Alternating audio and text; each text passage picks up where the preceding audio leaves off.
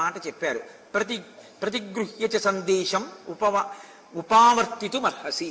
ఇప్పుడు రావణుడు నిహతుడయ్యాడని, నేను బయట ఎదురు చూస్తున్నానని ఈ విజయ వార్తల్ని సీతమ్మకి అందించి నా సందేశాన్ని చెప్పి సీతమ్మ ఏమంటుందో కనుక్కురా అంటే హనుమ బయలుదేరి అశోకవనంలోకి రివ్వున వెళ్ళారు. ఒక నమస్కారం చేశారు. ఆ తల్లి ధ్యానపరాయణ అయి కూర్చునుంది. అక్కడికి వెళ్ళినటువంటి హనుమ ఎంతో సంతోషంగా చెప్పారమ్మా, ఇప్పుడు నువ్వు ఇంత భయంగా ఉండవలసినటువంటి పరిస్థితి కాదు.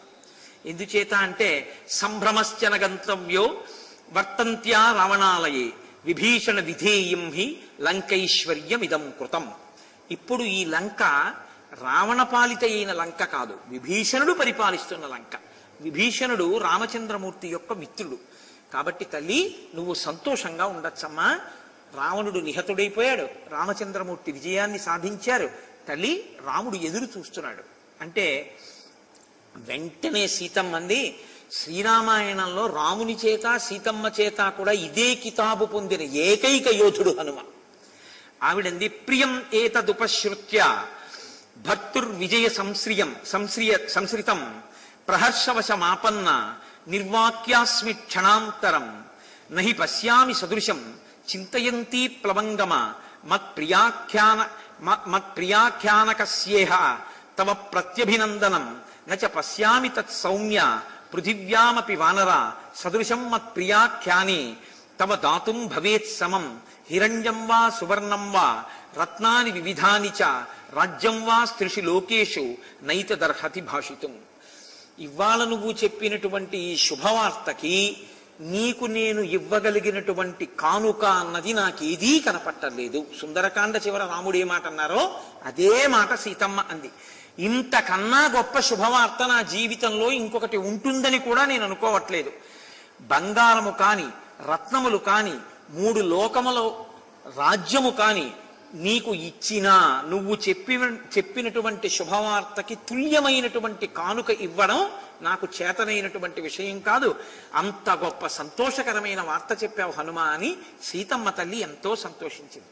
అటువంటి సమయంలో స్వామి హనుమన్నారు, అమ్మా ఆనాడు నేను శింశుపావృక్షం మీద కూర్చుని నీ దర్శనానికి వచ్చిన రోజుల్లో చూశాను. నీ చుట్టూ ఉన్న ఈ రాక్షస కాంతలందరూ నిన్ను పరిపరి విధముల వేధిస్తుండగా, మాటలతో హింసిస్తుండగా విన్నాను. తల్లి నువ్వు నన్ను అనుగ్రహించావా, అనుమతించావా? నా వాడి గోళ్లతో వీళ్ళ హృదయములను చీల్చేసి వీళ్ళ పొట్టలు పగలగొట్టి నా మోకాళ్లతో కుమ్మి ఈ రాక్షస స్త్రీలందరినీ సంహరిస్తానమ్మా అన్నారు. సీతమ్మ తల్లంది, అయం వ్యాఘ్ర సమీపేతు పురాణో ధర్మ సంస్థిత రుక్షేణ గీత శ్లోకో మే తం నిబోధ ప్లవంగమ నపర పాపమాదత్తే పరేషాం పాపకర్మణాం సమయో రక్షితవ్యస్తు సంతశ్చారిత్ర భూషణా. నాయన నేను నీతో ఒక మాట చెప్తాను, జాగ్రత్తగా విను. ప్రభువు ఏం చెప్పాడో అది చెయ్యడం సేవకుల యొక్క కర్తవ్యం. రావణాసురుడు వాళ్ళ ప్రభువు, రావణుడు ఏం చెప్పాడో వాళ్ళది చేశారు. ఇప్పుడు విభీషణుడు ప్రభువు, విభీషణుడు ఏం చెప్తాడో అది చేస్తారు. వాళ్ళ కర్తవ్యం వాళ్ళు చేశారా లేదా అంతవరకు. వాళ్ళ కర్తవ్యం వాళ్ళు చేశారు. నీ ప్రభువు చెప్పిన కర్తవ్యం నువ్వు చేశావు. ఇప్పుడు దాన్ని కోపంగా పెట్టుకుని వాళ్ళని సంహరించవలసిన అవసరం ఏమిటి? నాకు ఈ సమయంలో ఒక శ్లోకం, ఒక సందర్భం జ్ఞాపకం వస్తోంది హనుమ అని ఆ తల్లి ఈ విషయాన్ని చెప్తోంది. నపర పాపమాదత్తే పరీషాం పాపకర్మణాం సమయో రక్షితవ్యస్తు సంతశ్చారిత్ర భూషణా. ఒకానొకప్పుడు ఒక వ్యాధుడు అంటే ఒక కిరాతుడు, ఒక బోయవాడు అరణ్యంలోకి ప్రవేశించాడు. ప్రవేశించి జంతువుల్ని వేటాడుతున్నాడు. ఆ వేటాడుతున్న సమయంలో అతన్ని ఒక పెద్ద పులి తరిమింది. ఆ వేటగాడు భయపడి పరిగెత్తి పెద్ద పులి నుంచి తప్పించుకోవడానికి ఒక పెద్ద చెట్టు మీదకి ఎక్కేశాడు.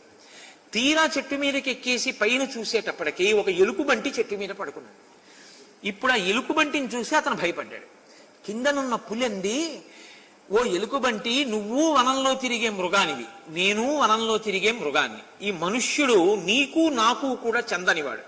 కాబట్టి నువ్వు మనుష్యుణ్ణి కిందకి తోసేయి, నేను మనుష్యుణ్ణి తిని వెళ్ళిపోతాను, నువ్వు చెట్టు దిగి వెళ్ళిపోను అంటే ఆ ఎలుకబంటి అంది, నేను ఉన్న చెట్టు మీదకి ఆర్తితో పరిగెత్తుకొచ్చాడు కాబట్టి నాకు శరణాగతి చేశాడు రక్షించమని.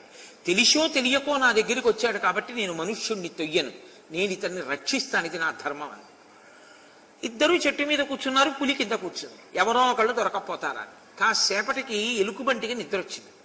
నిద్ర వచ్చి, నాయనా నేను పడిపోతానేమో, నీ ఒళ్ళో తల పెట్టుకుని కొమ్మల మధ్యలో గుబురుగా ఉన్న చోట పడుకుంటాను, కునుకొస్తోంది, జారిపోతానేమో అంది.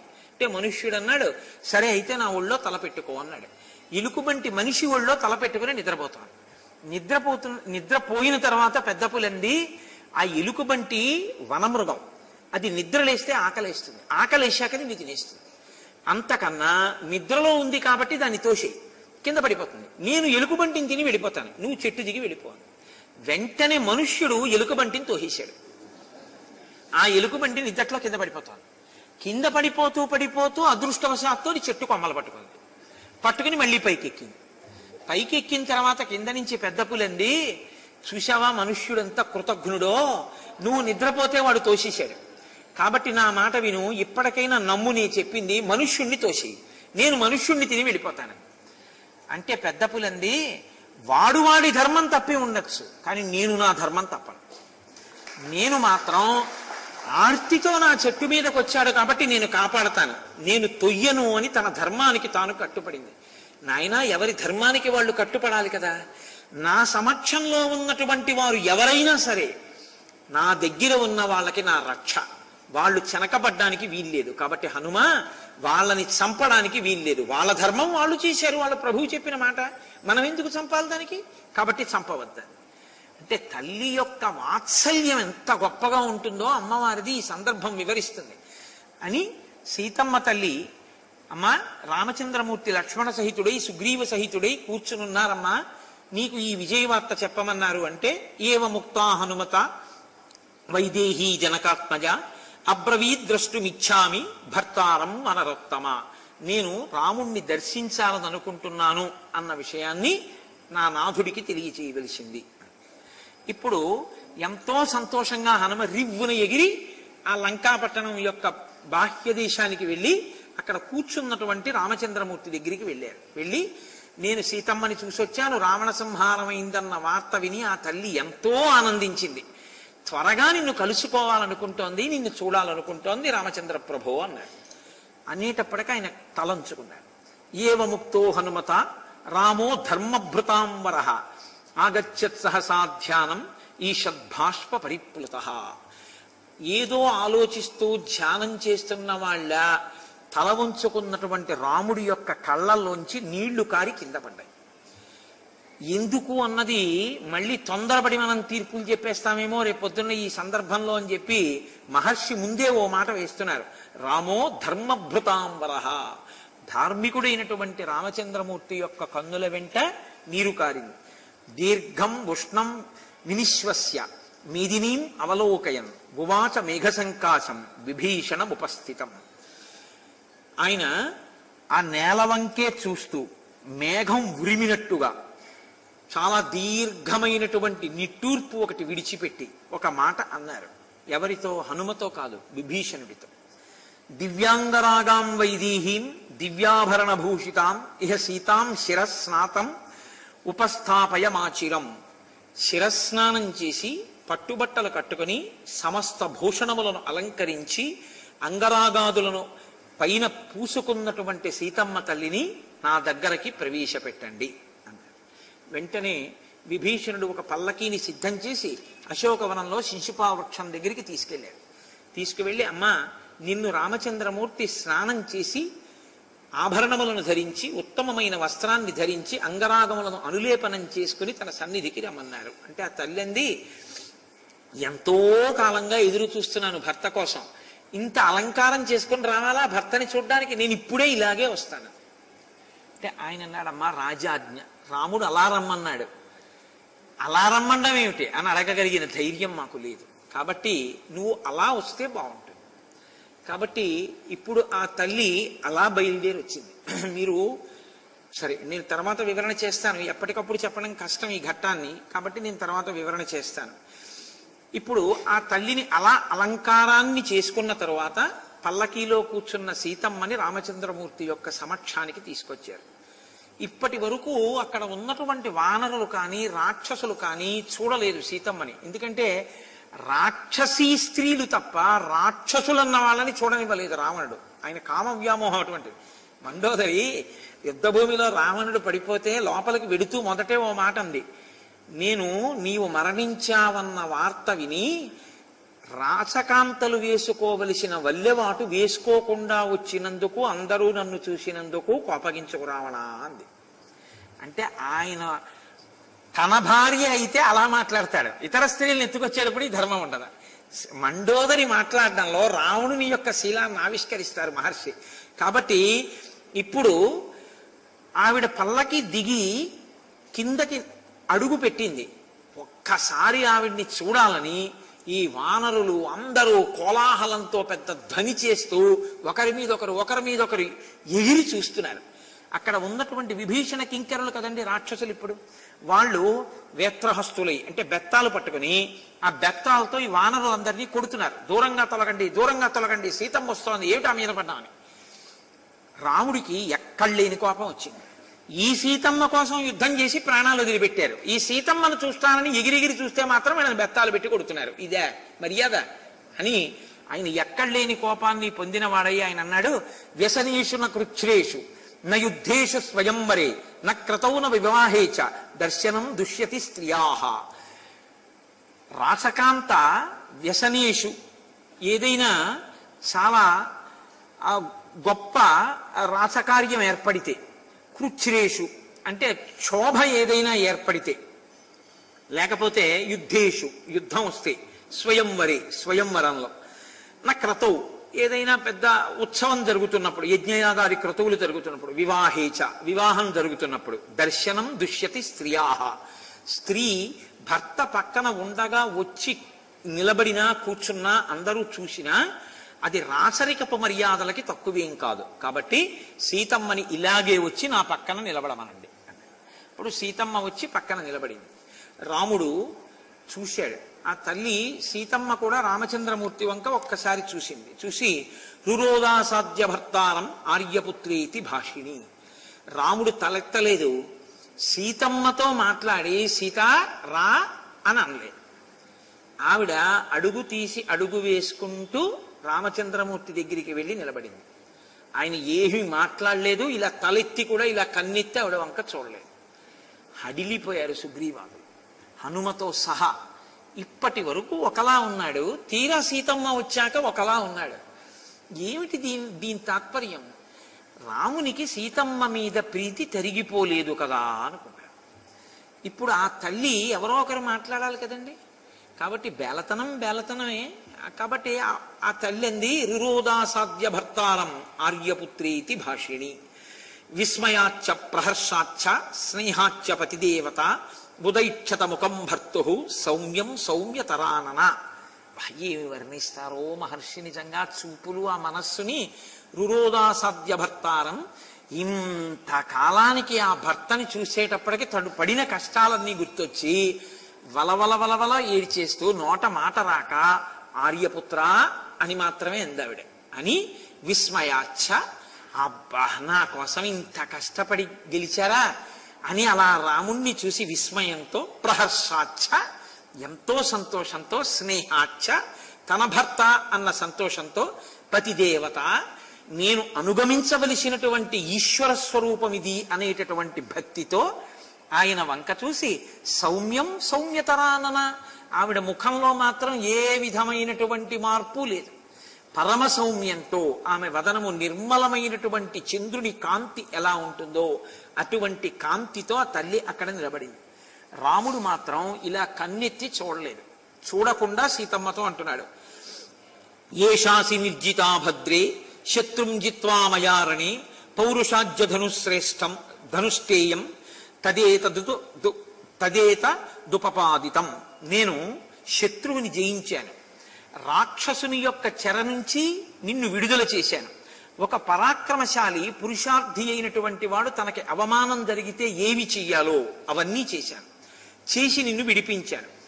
గతోస్మ్యంతం అమర్షస్య దర్శన సంప్రమార్జిత అవమానశ్చ శత్రుశ్చ మయా ఉగత దుర్ధృతౌ. ఇప్పటి వరకు నేను ఎంత క్రోధాన్ని పొంది ఉన్నానో రావణుడి మీద, ఆ క్రోధం నాకు ఇక్కడతో పోయింది. రామచంద్రమూర్తి భార్యని సీతమ్మని అపహరించాడు, రాముడు ఇంకా రక్షించలేదన్న కళంకం నాకు తొలగిపోయింది. నాకు కలిగిన అవమానం నశించిపోయింది. వీటన్నిటితో పాటు నా శత్రువు కూడా నశించిపోయాడు. అన్నీ ఏకకాలంలో సాధించాను. అద్యమే పౌరుషం దృష్టం అద్యమే సఫల శ్రమ అద్య తీర్ణ ప్రతిజ్ఞత్వాత్ ప్రభవామీహ చాత్మనః. నా పౌరుషం ఫలించింది, నా శ్రమ ఫలించింది, నేను చేసినటువంటి ప్రతిజ్ఞ నిలబెట్టుకోగలిగాను. యాత్వం విరహిత నీత చలచిత్తేన రక్షస దైవ సంపాదితో దోషో మానుషేన మయాజిత. చపలచిత్తుడైనటువంటి ఒక రాక్షసుడు కాముకుడై నిన్ను అపహరించి తీసుకెడితే, నీవు ఆయన చేత అపహరింపబడడం దైవము చేత నిర్ణయింపబడిన కార్యమైతే, నేను కేవలం మనుష్యుడనై నేను నా పౌరుషంతో దాన్ని దిద్దే ప్రయత్నం చేసి విజయం సాధించగలిగాను. సంప్రాప్తం అవమానం యః తేజసాన ప్రమాజ్యతి కస్తస్య పురుషార్థోస్తి పురుషస్యాల్ప తేజసః. మనుష్యుడు తన మీద వచ్చినటువంటి నింద పోగొట్టుకుని తన పరాక్రమంతో తనకి కలిగినటువంటి ఇబ్బందిని తొలగించుకోనటువంటి వాడు తేజస్సు ఉన్నా కూడా అటువంటి వాణ్ణి అల్పతేజసుడు, అల్పమైన తేజస్సు ఉన్నవాడు అని లోకం నింద చేస్తుంది. కాబట్టి నేనింత శ్రమపడ్డాను. ఆ వాయుసుతుడైనటువంటి హనుమ 100 యోజనముల సముద్రాన్ని గడచి లంకాపట్టణానికి రావడం అనేటటువంటి క్లిష్టమైన కార్యము యొక్క ప్రయోజనం ఇవాళ పూర్తయింది. ఈ వానరులందరూ కష్టపడి ఈ లంకారాజ్యం మీద వీరోచితంగా నాకు యుద్ధం చేయడంలో సహకరించారు. అది ధన్యత పొందింది. ఈ విభీషణుడు అధర్మాత్ముడు అని రావణుణ్ణి విడిచిపెట్టి ధర్మాత్ముడని నన్ను ఆశ్రయించాడు. ఆయనకి రాక్షసరాజ్యం ఇచ్చాను, కృతార్థుణ్ణయ్యాను. యత్కర్తవ్యం మనుష్యేణ దర్శనాం పరిమార్జత తత్కృతం సకలం సీతే శత్రుహస్తాదమర్షణాత్. ఇవన్నీ కూడా నేను ఒక మనుష్యుడు తనకి కలిగినటువంటి నింద తొలగించుకోవడానికి, పరాక్రమాన్ని నిరూపించుకోవడానికి, తన వంశము కళంకం పొందకుండా ఉండడానికి చేశాను తప్ప నా మనసులో వేరొక ప్రయోజనాన్ని పెట్టుకుని చేసినవి కావు. అంటే నీ కోసం నేను చేయలేదు. విదిత అనుకోకూడదు. ప్రాప్త చారిత్ర సందేహ మమ ప్రతిముఖే స్థిత దీపో నేత్రాతురస్యేవ ప్రతికూలాసి మే దృఢం. ఒక పెద్ద మాట వేసేసాడు ఇక్కడ. ఆయన అన్నాడు ప్రాప్త చారిత్ర సందేహ, అనుమానాస్పదమైనటువంటి నడవడి కలిగిన దానా అన్నాడు. నిన్ను నేను కన్నులెత్తి చూడలేకపోతున్నాను. ఎందుకో తెలుసా? కంటి వ్యాధి ఉన్నవాడు దీపాన్ని చూడలేనట్టు అన్నాడు. ఇది ఇక్కడే కదండి రామాయణంలో. అయ్య బాబోయ్, ఇంకిక్కడి నుంచి రాముడి మీద ఎప్పటి త్రేతాయుగం ఇప్పటి వరకు నింద వేస్తూనే ఉన్నారు. నేను అగ్ని ప్రవేశం చేయించిన రాముణ్ణి కాను, నేను అటువంటి అనుమానం మనిషిని అనుకుంటున్నావా? రాముడి ధర్మం అక్కర్లేదు, అనుమానం ఒకటి మాత్రం కావలసి వచ్చింది. అసలు రామాయణంలో ఆ ఘట్టం ఏమిటో సరిగా అర్థమైతే ఆ నింద మనం రాముణ్ణి చెయ్యం. కాబట్టి ఆయన అన్నాడు, కంటి కలక నాకు వచ్చింది, దీపం ఎదురుగుండా ఉంది, నేను దీపాన్ని చూడలేకపోతున్నాను. ఇప్పుడు దీపాంది దోషమా నాది దోషమా? నాది దోషం. నా కంటికి వ్యాధి ఉంది, అందుకని నా కన్ను దీపాన్ని చూడలేకపోతుంది. ఆయన ఎంత స్పష్టంగా చెప్పాడో చూడండి.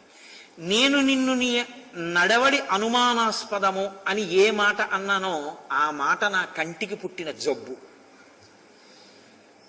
నీవు దీపశిఖ, దీపశిఖకి ఏదైనా తగిలిందనుకోండి, దీపానికి అగౌరవం ఏమి ఉండదు. దీపం ఎప్పుడూ దీపమే, అది ఎప్పుడూ ప్రకాశిస్తుంది. ఏది పాడైపోతుందంటే దీపంలోకి వెళ్ళిన పురుగు కాలిపోతుంది తప్ప దీపానికి ఏమి ఇబ్బంది ఉండదు. మరి ఇది తెలిసి నన్ను దీపాన్ని ఎందుకు అనలేకపోతున్నావు? నా కంటికి జబ్బు వచ్చింది సీత. ఏమిటో ఆ జబ్బు ఆయన ఎదర చెప్తాడు. ఆయన సీతమ్మని అనుమానించిన వాడు కాదు. నేను ఇవాళ లోకం ఎలా చూస్తుందో ఆ కళ్ళజోడు నీ చెప్తున్నాను. ఎందుకో తెలుసా? రేపు నిన్ను లోకం అంటే నేను తట్టుకోలేను, నీ మీద నా ప్రీతి అటువంటిది. ఇది ఆయన బాధ. అందుకని నిన్ను ఈ మాట అనలేక, నిన్నిలా కన్నులెత్తి చూస్తే, నీ వంక చూస్తే నేను ఇంక అనలేను. అందుకని అసలు చూడలేదు తెలుసా? ఇది ఆయన ప్రేమ, ఇది ఆయన ప్రీతి. కానీ ఎందుకు అనవలసి వచ్చిందో చెప్తాడు. తద్గచ్చహ్యభ్యనుజ్ఞాత యదేష్టం జనకాత్మజే ఏతాదశ దిశో భద్రే కార్యమస్తి నమేత్వయా కప్పుమాన్హి కులే జాతః స్త్రియం పరగృహోషితాం తేజస్వీ పునరాదత్యాత్ సుహృల్లేఖేన చేతసా రావణంక పరిభ్రష్టాం దృష్టాం దుష్టేన చక్షుషా కదం త్వాం పునరాదద్యాం కులం వ్యపదిశన్మహత్ లక్ష్మణేన భరతే వాత్వం కురు బుద్ధిం యథాసుఖం సుగ్రీవే వానరేంద్రేవ రాక్షసేంద్రే విభీషణే నివేశయ మనస్సీతే యథావా సుఖమాత్మనః. ఆయన అన్నాడు, సీత, ఇప్పుడు నీకు ఉన్నటువంటి కష్టం నుంచి నువ్వు విడుదల పొందావు, రావణుని భయం నీకు లేదు. కాబట్టి ఇప్పుడు నువ్వు దశ దిశలలో నీవు ఎక్కడ సంతోషంగా ఉంటాననుకుంటావో అక్కడికి నువ్వు వెళ్ళవచ్చు. ఒకవేళ నీకు రక్షణ లక్ష్మణుడి దగ్గర లభిస్తుంది అనుకుంటే లక్ష్మణుడి దగ్గర ఉండవచ్చు, భరతుడి దగ్గర లభిస్తుంది అంటే భరతుడి దగ్గర ఉండవచ్చు, శత్రుఘ్నుడి దగ్గర లభిస్తుందంటే శత్రుఘ్నుడి దగ్గర ఉండవచ్చు, కాదు కపిరాజైన సుగ్రీవుడి దగ్గర లభిస్తుందంటే ఆయన దగ్గర ఉండవచ్చు. కానీ రావణాసురుడు బలవంతంగా తన చేతితో పట్టుకుని పైకెత్తి తొడ మీద కూర్చోపెట్టుకుని చాలా దగ్గరగా నిన్ను పట్టుకుని కామమోహితమైన కన్నులతో చూసినటువంటి నిన్ను మళ్ళీ తీసుకొచ్చి నా ఇల్లాలి స్థానంలో గౌరవించి నా ఇంటిలో ఉంచుకోగలిగినంత ఔదార్యంతో నేను ఇప్పుడు మాత్రం లేను. అటువంటి స్థితి కుదరదు. కాబట్టి నీవు రక్షణ ఎక్కడ పొందుతావో అక్కడికి నువ్వు వెళ్ళవచ్చు. అంటే సీతమ్మంది, కిమ్మాం అసదృశం వాక్యం ఈదృశం శ్రోత్ర దారుణం రూక్షం శ్రవయసే వీర ప్రకృతామివ. ఆవిడంది, రామ, మీరు మాట్లాడుతున్న మాటలు ఎలా ఉన్నాయో తెలుసా? అసలు ధర్మశాస్త్రము ప్రవర్తన ఏమీ తెలియనటువంటి అత్యంత చౌకబారు ప్రవర్తన కలిగినటువంటి ఒక స్త్రీని అంత చౌకబారుతనం ఉన్న ఒక పురుషుడు మాట్లాడితే ఎలా ఉంటుందో అలా ఉంది తప్ప ఇది రాముడు సీతతో మాట్లాడే మాటల్లా లేవు.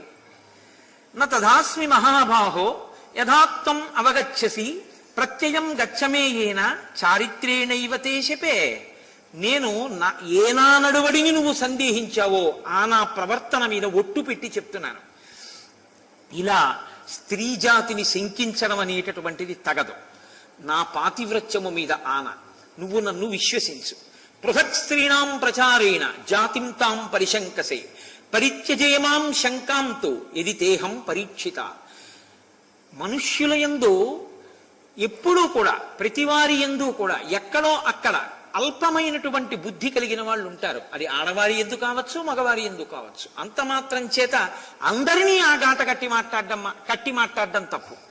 ఎక్కడో ఎవరో అటువంటి వారిని నువ్వు చూసి ఉండొచ్చు. అంత మాత్రం చేత నన్ను కూడా అలా మాట్లాడడం చాలా తప్పు రామ. యదహం గాత్ర సంస్పర్శం గతాస్మి వివశా ప్రభో కామకారో నమే తత్ర దైవం తత్రాపరాధ్యతి. రావణుడు నన్ను పట్టుకున్నాడు, తొడ మీద కూర్చోపెట్టుకున్నాడు అంటున్నావు. రావణుడు నన్ను పట్టుకున్నప్పుడు, తన తొడ మీద కూర్చోపెట్టుకున్నప్పుడు నన్ను నేను రక్షించుకోగలిగిన స్థితి నాది కాదు. నేను పతివ్రతని, నువ్వు నన్ను రక్షించాలి. నా ధర్మం నీ చేత రక్షింపబడడం. నన్ను నేను రక్షించుకోగలిగినంత బలం నాకు లేదు నా శరీరానికి. అవతల శరీరం యొక్క బలం ఎక్కువ. అవతలవాడు తన శరీరంతో బలంతో నన్ను పట్టుకుని తన తొడ మీద కూర్చోబెట్టుకున్నాడు. అప్పుడు నా మనసు మారి ఉంటే నాది తప్పు. మదధీనంతు ఎత్తన్మే హృదయం తగివర్తతే పరాధీనేషు గాత్రేషు కింకరిష్యామ్యనీశ్వర. నా శరీరమును వాడు పట్టుకున్నాడు, నా మనసు నిన్ను పట్టుకుంది. ఏది దోషం చెప్పి ఇప్పుడు? నా దోషం ఉందా? నా మనసు నిన్ను పట్టుకుంది అని నువ్వు నమ్మడానికి నేనేం చేయవలసి ఉంటుంది? శరీరం రావణుడు పట్టుకుంటే నా తప్పేమిటి? అంటే సందర్భం వచ్చింది కాబట్టి నేను మీతో ఒక విషయం ప్రస్తావన చేస్తా. సనాతన ధర్మంలో చాలా పెద్ద మాట ఒకటి ఉంది తెలుసా అండి? వివాహ పూర్వము, వివాహము చేయబడక ముందు బలాత్కారముగా స్త్రీ అపహరింపబడి ఆమె యొక్క శీలము చెరపబడితే దుర్మార్గుని వలన ధర్మాత్ముడైన వేరొక పురుషుడు ఆమెని భార్యగా స్వీకరించవచ్చు. ఆమెకు ఏ దోషము కలగదు అని ఉంది. అంత ఉదారంగా మాట్లాడే శాస్త్రాలు. ఆమె మనసు ప్రధానం అని చెప్పి, వాడు పశుబలంతో నన్ను తొడ మీద కూర్చోబెట్టుకున్నాడు. నా మనసు నిన్నాశ్రయించింది. హా రామ, హా లక్ష్మణ అన్నాను. నా దోషం ఏముంది? కాబట్టి సహ సమృద్ధ భావేన సంసర్గేణ చ మానద ఇది తేహం న విజ్ఞాత హతా తేనాస్మి శాశ్వతం. ఆవిడ ఎంత గొప్పగా పిలిచిందండి భర్తని. దుర్మతే అని మండోదరి పిలిస్తే మానదా అని ఆవిడ పిలిచింది సీతమ్మ భర్తని. మానదా అంటే నీ భార్య యొక్క ప్రవర్తనని, నీ భార్య యొక్క మానమంటే గౌరవమును కాపాడవలసిన వాడా, 10 మంది మధ్యలో ఇంతకాలం కలిసిమెలిసి తిరిగిన వాళ్ళమే, కొన్ని నెలలు ఆపద వచ్చి నేను ఇక్కడ ఉన్నానే, అంత మాత్రానికి ఇంత శంకించి నువ్వు ఇన్ని వేల మంది ముందు మాట్లాడేవే, ఇప్పుడు నేను ఉన్నట్టా నశించిపోయినట్టా అని అడిగింది ఆవిడ. ప్రీషితస్తే యదా వీరో హనుమాన్ అవలోకక లంకస్తాహం తయా వీరా కిం తదాన విసర్జిత ప్రత్యక్షం వానరేంద్రస్య తద్వాక్య సమనంతరం త్వయా సంత్యక్తయా వీరా త్యక్తం స్యాజ్జీవితం మయా. హనుమని నువ్వు పంపించావు. హనుమ వచ్చి శిశుపావృక్షం మీద కూర్చుని చూశారు. నేను ఎటువంటి ప్రవర్తనతో ఉన్నారో ఆయన చూశారు. చూసి నాకు నీ ఉంగరం ఇచ్చారు, నా కేశభూషణాన్ని పుచ్చుకున్నాడు, నీ దగ్గరికి వచ్చాడు, నీకు నా ఆభరణాలు ఇచ్చాడు. నువ్వు చాలా సంతోషించావు. సీతమ్మని వదిలి నేను ఉండలేనని సేతువు కట్టొచ్చావు, వచ్చి యుద్ధం చేశావు. ఇప్పుడేమంటున్నావు? నీ చారిత్రము అనుమానాస్పదం అంటున్నావు. ఈ మాట నువ్వు ఎప్పుడనాలి? హనుమతో కబురు చేసినప్పుడే నీ చారిత్రము అనుమానాస్పదము, నా కళంకం తొలగించుకోవడానికి రావణుణ్ణి చంపుతానేమో కానీ నిన్ను స్వీకరించాలని ఉంటే నేను నా శరీరం వదిలిపెట్టి ఉండేదాన్ని. అప్పుడు ఎందుకు చేయలేదు ఈ మాట? ఇప్పుడు ఎందుకు వచ్చింది ఈ మాట? అప్పుడు ఎందుకు అనలేదు? అప్పుడు లేని బుద్ధి ఇప్పుడు ఎందుకు పుట్టింది నీలో? ఆవిడేం ఊరుకోలేదండి. మీరు నేను అడగక్కర్లేదు, నిలదీసేసింది 1కి 10.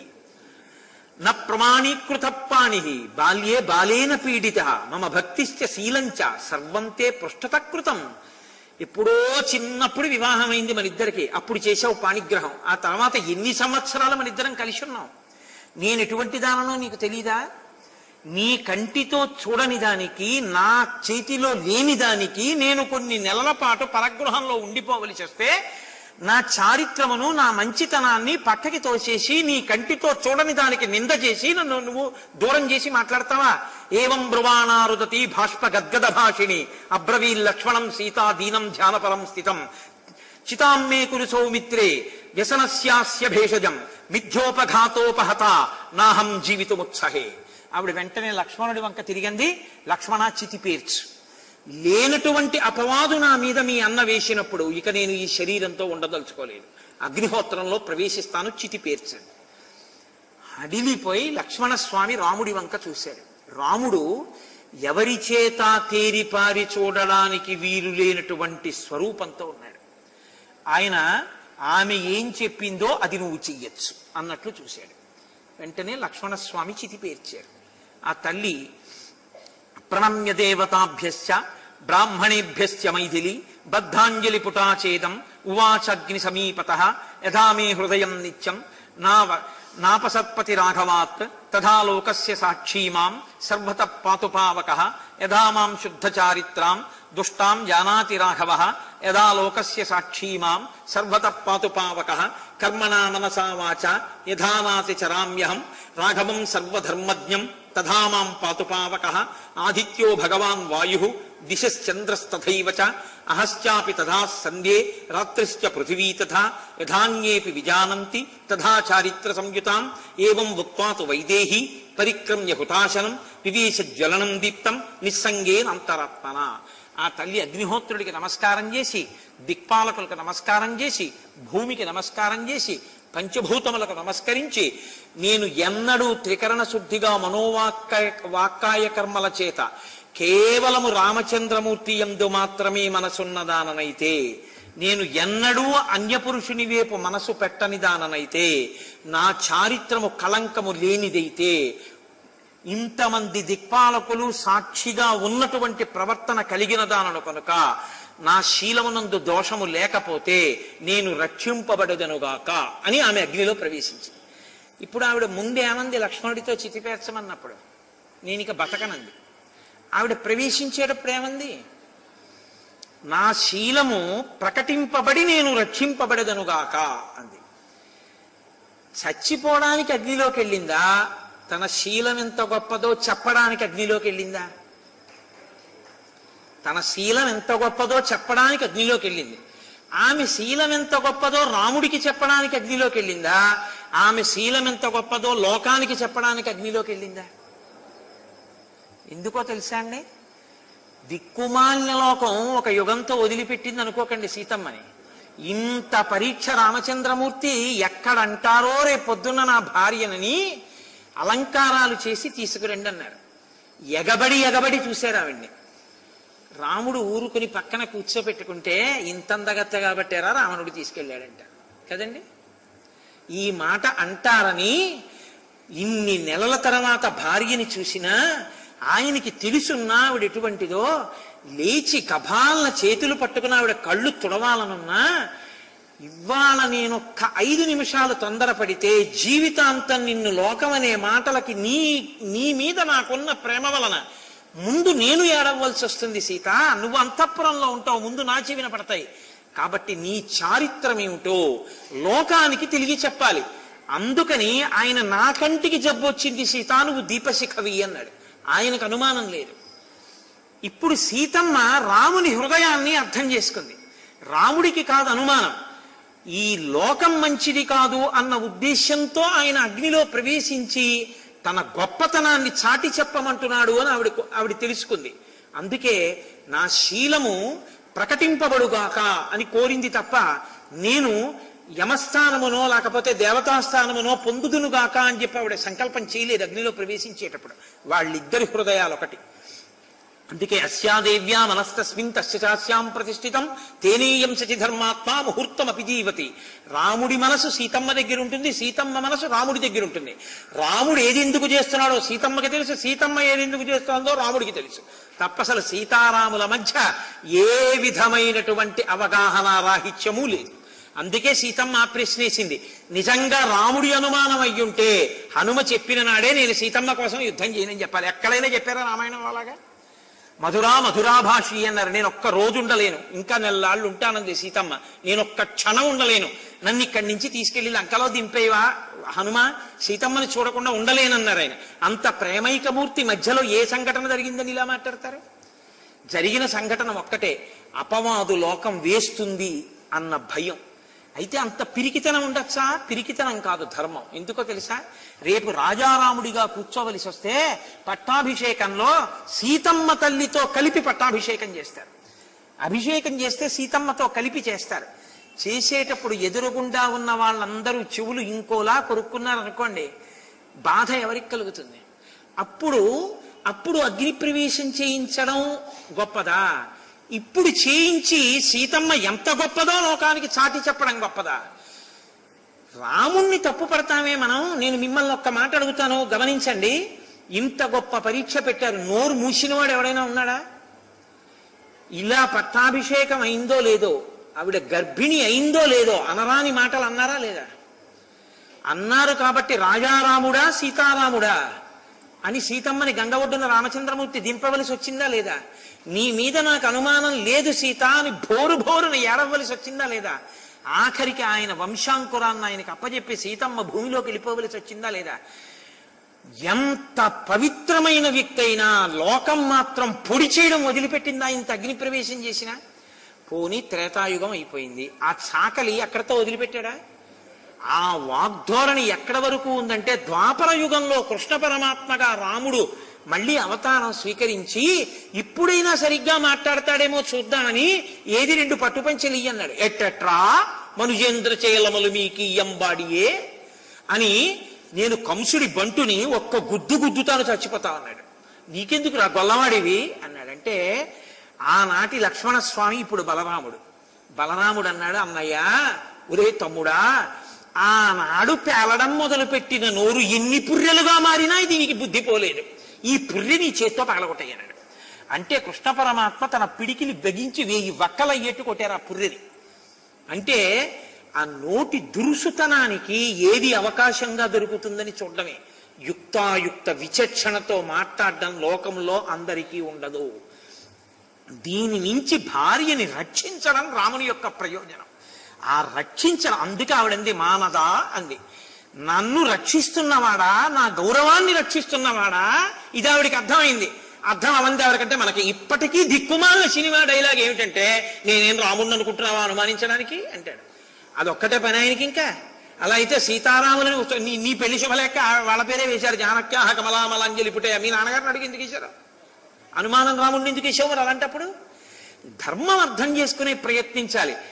రామచంద్రమూర్తి అంటే రాశీభూతమైనటువంటి ధర్మం, సీతమ్మ తల్లి యొక్క కీర్తిని ప్రకాశింపచేసేటటువంటి ప్రయత్నం చేసిన మహాపురుషుడు ఆయన. వాళ్ళిద్దరికీ లేని గొడవ ఇన్ని కోణాల్లో, ఇన్ని కళ్ళజోళ్ళెట్టుకుని, ఎన్ని రకరకాలుగానో చూసి, ఎన్ని రకాల వ్యాఖ్యానాలు, ఎన్ని రకాల ఉపన్యాసాలు, ఇన్ని రకాల మాటలో అప్పుడు చేసిన అగ్ని పరీక్షకు కట్టుబడి మనం ఇప్పటికైనా రాముడి మీద అనకుండా ఉన్నామా చెప్పండి? ఎన్ని తప్పు మాటలో. రాముడు ఆపాటి జాగ్రత్త కూడా తీసుకుని ఉండకపోతే మనం ఎంత మాట్లాడి ఉండేవాళ్ళం? అసలు రామాయణం చెప్తాయండి మనం. అయ్యి బాబోయ్ ఇదొక్కటే పట్టుకుంటాం, రామాయణంలో మిగిలినవన్నీ వదిలేసి ఒక్క ఘట్టాన్ని పట్టుకుందాం మనం. కాబట్టి రాముని యొక్క ధార్మిక నిష్టని మీరు చూడవలసి ఉంటుంది. ఇప్పుడు ఆ తల్లి నమస్కారం చేసి అగ్నిలోకి ప్రవేశించగానే అగ్నిహోత్రుడు రావడం కాదు, మొత్తం దేవతలందరూ త్రిమూర్తులు విష్ణు స్వరూపం తప్ప కదిలి వచ్చేసింది. వచ్చేసి తతో వైశ్రవణో రాజా యమశ్చ మిత్రకర్షణ సహస్రాక్షో మహేంద్రశ్చ వరుణశ్చ పరంతప షడద్ధనయన శ్రీమాన్ మహాదేవో వృషధ్వజ కర్తా సర్వస్య లోకస్య బ్రహ్మ బ్రహ్మ విదాంబర ఏతే సర్వే సమాగమ్య విమానై సూర్యసన్నిభై ఆగమ్య నగరీం లంకాం అభిగృహ్య రాఘవం. ఆ బ్రహ్మగారు, మూడు నేత్రములున్నటువంటి పరమశివుడు త్రయంబకుడు, ఆయనతో పాటుగా వరుణుడు, ఆయనతో పాటుగా ఇంద్రుడు, ఆయనతో పాటుగా కుబేరుడు, వీళ్ళందరూ సూర్యుడితో సమానమైనటువంటి విమానములనెక్కి అక్కడికి వచ్చారు. వచ్చి బ్రహ్మగారు మాట్లాడుతూ, నాయనా నువ్వు దేవాధిదేవుడివి, నువ్వు శ్రీమన్నారాయణుడివి, సృష్టికర్తవి, స్వయంభువి, ఈ లోకాలన్నీ నీయందే పుట్టి నీయందే పెరిగి నీయందే లయమవుతాయి. అటువంటి వాడివి రామా, నీవు ఇవాళ ఇలా సామాన్య మానవుడిగా నిన్ను నువ్వు తలుచుకోవడం ఆశ్చర్యంగా ఉంది అన్నాడు. అంటే వెంటనే రాముడు అన్నాడు, ఆత్మానం మానుషం మన్యే రామం దశరథాత్మజం యోహం యస్య యతశ్చాహం భగవాన్స్తద్బ్రవీతుమే. ఏమిటేమిటో అంటున్నారు మీరు? ఆదిమధ్యాంతరహితుడు అంటున్నారు, శ్రీమన్నారాయణుడు అంటున్నారు, సృష్టికర్త అంటున్నారు, స్థితికర్త అంటున్నారు, ప్రళయకర్త అంటున్నారు. నేను అలా అనుకోవట్లేదు అన్నాడు. ఆయన అన్నాడు, ఆత్మానం మానుషం మన్యే, నన్ను నేను ఏమనుకుంటున్నానో తెలుసా? ఒక మనుష్యుణ్ణి అనుకుంటున్నాను అన్నాడు. అందుకు మనుష్య జాతి రుణపడింది అన్నది నేను రాముడికి. ఆయన ఆద్యంతములు మనిషిగానే ప్రవర్తించాడు. నేను కేవలం మనుష్యుణ్ణి. రామం దశరథాత్మజం, నేను దాశరథిని, దశరథ మహారాజు గారి కొడుకుని. ఒకవేళ అంతకన్నా ఏమైనా మీరేదో అంటున్నారు, అలా ఏదైనా అయితే అది సత్యమా? ఏది నాకు చెప్పండి అన్నారు. ఇది చాలా శక్తివంతమైన స్తోత్రము అంటారు యుద్ధకాండలో. ఇది కేవలం చదివినంత మాత్రం చేత, కేవలం పారాయణ చేసినా, దీన్ని విన్న ఉత్తరక్షణ ప్రయోజనాన్ని సమకూరుస్తుంది అని వాల్మీకి మహర్షి కాదు, దీని ఫలశ్రుతి స్వయంగా చతుర్ముఖ బ్రహ్మగారు చెప్పారు. అంత శక్తివంతమైన స్తోత్రంగా చెప్తారు. ఇతి బ్రువంతం కాకుత్సం బ్రహ్మ బ్రహ్మవిదాంబర అబ్రవీచ్రుణిమే రామం సత్యం సత్యపరాక్రమం భవాన్ నారాయణో దేవ శ్రీమాంశ్చక్రాయుధో విభో ఏకశృంగో వరాహస్తం భూతభవ్య సపత్నజిత్ అక్షరం బ్రహ్మ సత్యంచ మధ్యే చాంతే చ రాఘవ లోకానాం త్వం వరో ధర్మో విశ్వక్సేనశ్చతుర్భుజ శాంగధన్వా హృషీకేశ పురుష పురుషోత్తమ అజిత ఖడ్గదృద్ధిష్ణు కృష్ణైశ్చైవ బృహద్బల సహస్రశృంగో వేదాత్మ శతజిహ్వో మహర్షభ త్వం యజ్ఞస్త్వం వషట్కార త్వమోంకార పరంతప ప్రభవం నిధనం వాతే న విధు కో భవానితి దృశ్యసే సర్వభూతేషు బ్రాహ్మణేషు చ గోషు చ దిక్షు సర్వాసు గగనే పర్వతేషు వనేషు చ సహస్రచరణ శ్రీమాన్ శతశీర్ష సహస్రదృక్ త్వం ధారయసి భూతాని వసుధాం చ సపర్వతాం అహంతే హృదయం రామ జిహ్వా దేవీ సరస్వతి దేవా గాత్రేషు రోమాణి నిర్మితా బ్రహ్మణ ప్రభో నిమేషస్తే భవేద్రాత్రి ఉన్మేషస్తే భవేద్దివా సంస్కారాస్తే భవన్ వేద నతదస్తి త్వయా వినా జగత్సర్వం శరీరంతే స్థైర్యంతే వసుధాతలం అగ్ని కోపః ప్రసాదస్తే సోమః శ్రీవత్సలక్షణః త్వయా లోకస్త్రయ క్రాంతాః పురాణే విక్రమైస్త్రిభిః మహేంద్రశ్చ కృతో రాజా బలిం బద్ధ్వా మహాసురం సీతా లక్ష్మీర్భవాన్ విష్ణుః దేవః కృష్ణః ప్రజాపతిః వదార్థం రావణస్యేహ ప్రవిష్టో మానుషీం తనుం తదిదం న కృతం కార్యం త్వయా ధర్మభృతాంబర నిహతో రావణో నామ ప్రహృష్టో దివమాక్రవ అమోఘం బలవీర్యంతే అమోఘస్తే పరాక్రమః అమోఘం దర్శనం రామ నచ మోఘః స్తవస్తవ అమోఘస్తే భవిష్యంతి భక్తిమంతశ్చ యే నరాః ఏ త్వాం దేవం ధ్రువం భక్తాః పురాణం పురుషోత్తమం ప్రాప్నువంతి సదా కామాన్ ఇహలోకే పరత్ర చ ఇమమార్షం స్తవం నిత్యం ఇతిహాసం పురాతనం ఏ నరాః కీర్తియిష్యంతి నాస్తి తేషాం పరాభవః అని చతుర్ముఖ బ్రహ్మగారు ఆ రోజున రామచంద్రమూర్తిని స్తోత్రం చేశారు. మహానుభావ, నువ్వు సాక్షాత్తుగా ఇవాళ కాకుత్స వంశంలో జన్మించినటువంటి నరుడవైన రాముడిగా కనపడుతున్నా నువ్వే ఆదిమధ్యాంతరహితుడవైనటువంటి శ్రీమన్నారాయణుడవు. శంఖచక్ర గదాపద్మములను పట్టుకునేటటువంటి వాడివి. శాంగమనేటటువంటి ధనస్సుని, కౌమోదకి అనబడేటటువంటి గదని పట్టుకుంటావు. అటువంటి వాడివి. నందకమనబడేటటువంటి ఖడ్గము నీ యొక్క ఆయుధము. అన్ని వేపులా సైన్యము కలిగిన వాడివి కాబట్టి విశ్వక్సేనుడు అని నీకొక పేరు ఉంది. సమస్త ప్రాణికోటిలో నీవు లయమై ఉంటావు. నీవే ఉండి అనేకమైన నామరూపాలుగా కనపడుతుంటావు. ఇంద్రుని సైతము సృజించేటటువంటి వాడివి. నీ నాభిపద్మంలోంచే చతుర్ముఖ బ్రహ్మనైన నేను సృజింపబడ్డాను.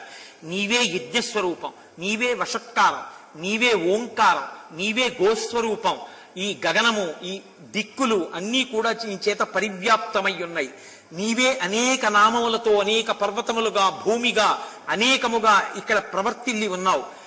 నేను నీ యొక్క హృదయాన్ని, అంటే బ్రహ్మగారు, నేను నీ హృదయాన్ని, నా భార్య అయిన సరస్వతి నీ యొక్క జిహ్వ, దేవతలందరూ నీ రోమములు. ఇది స్వయముగా నీ శరీరముగా చూసినప్పుడు సాకారముగా నువ్వు, అది నీ యొక్క స్థితి.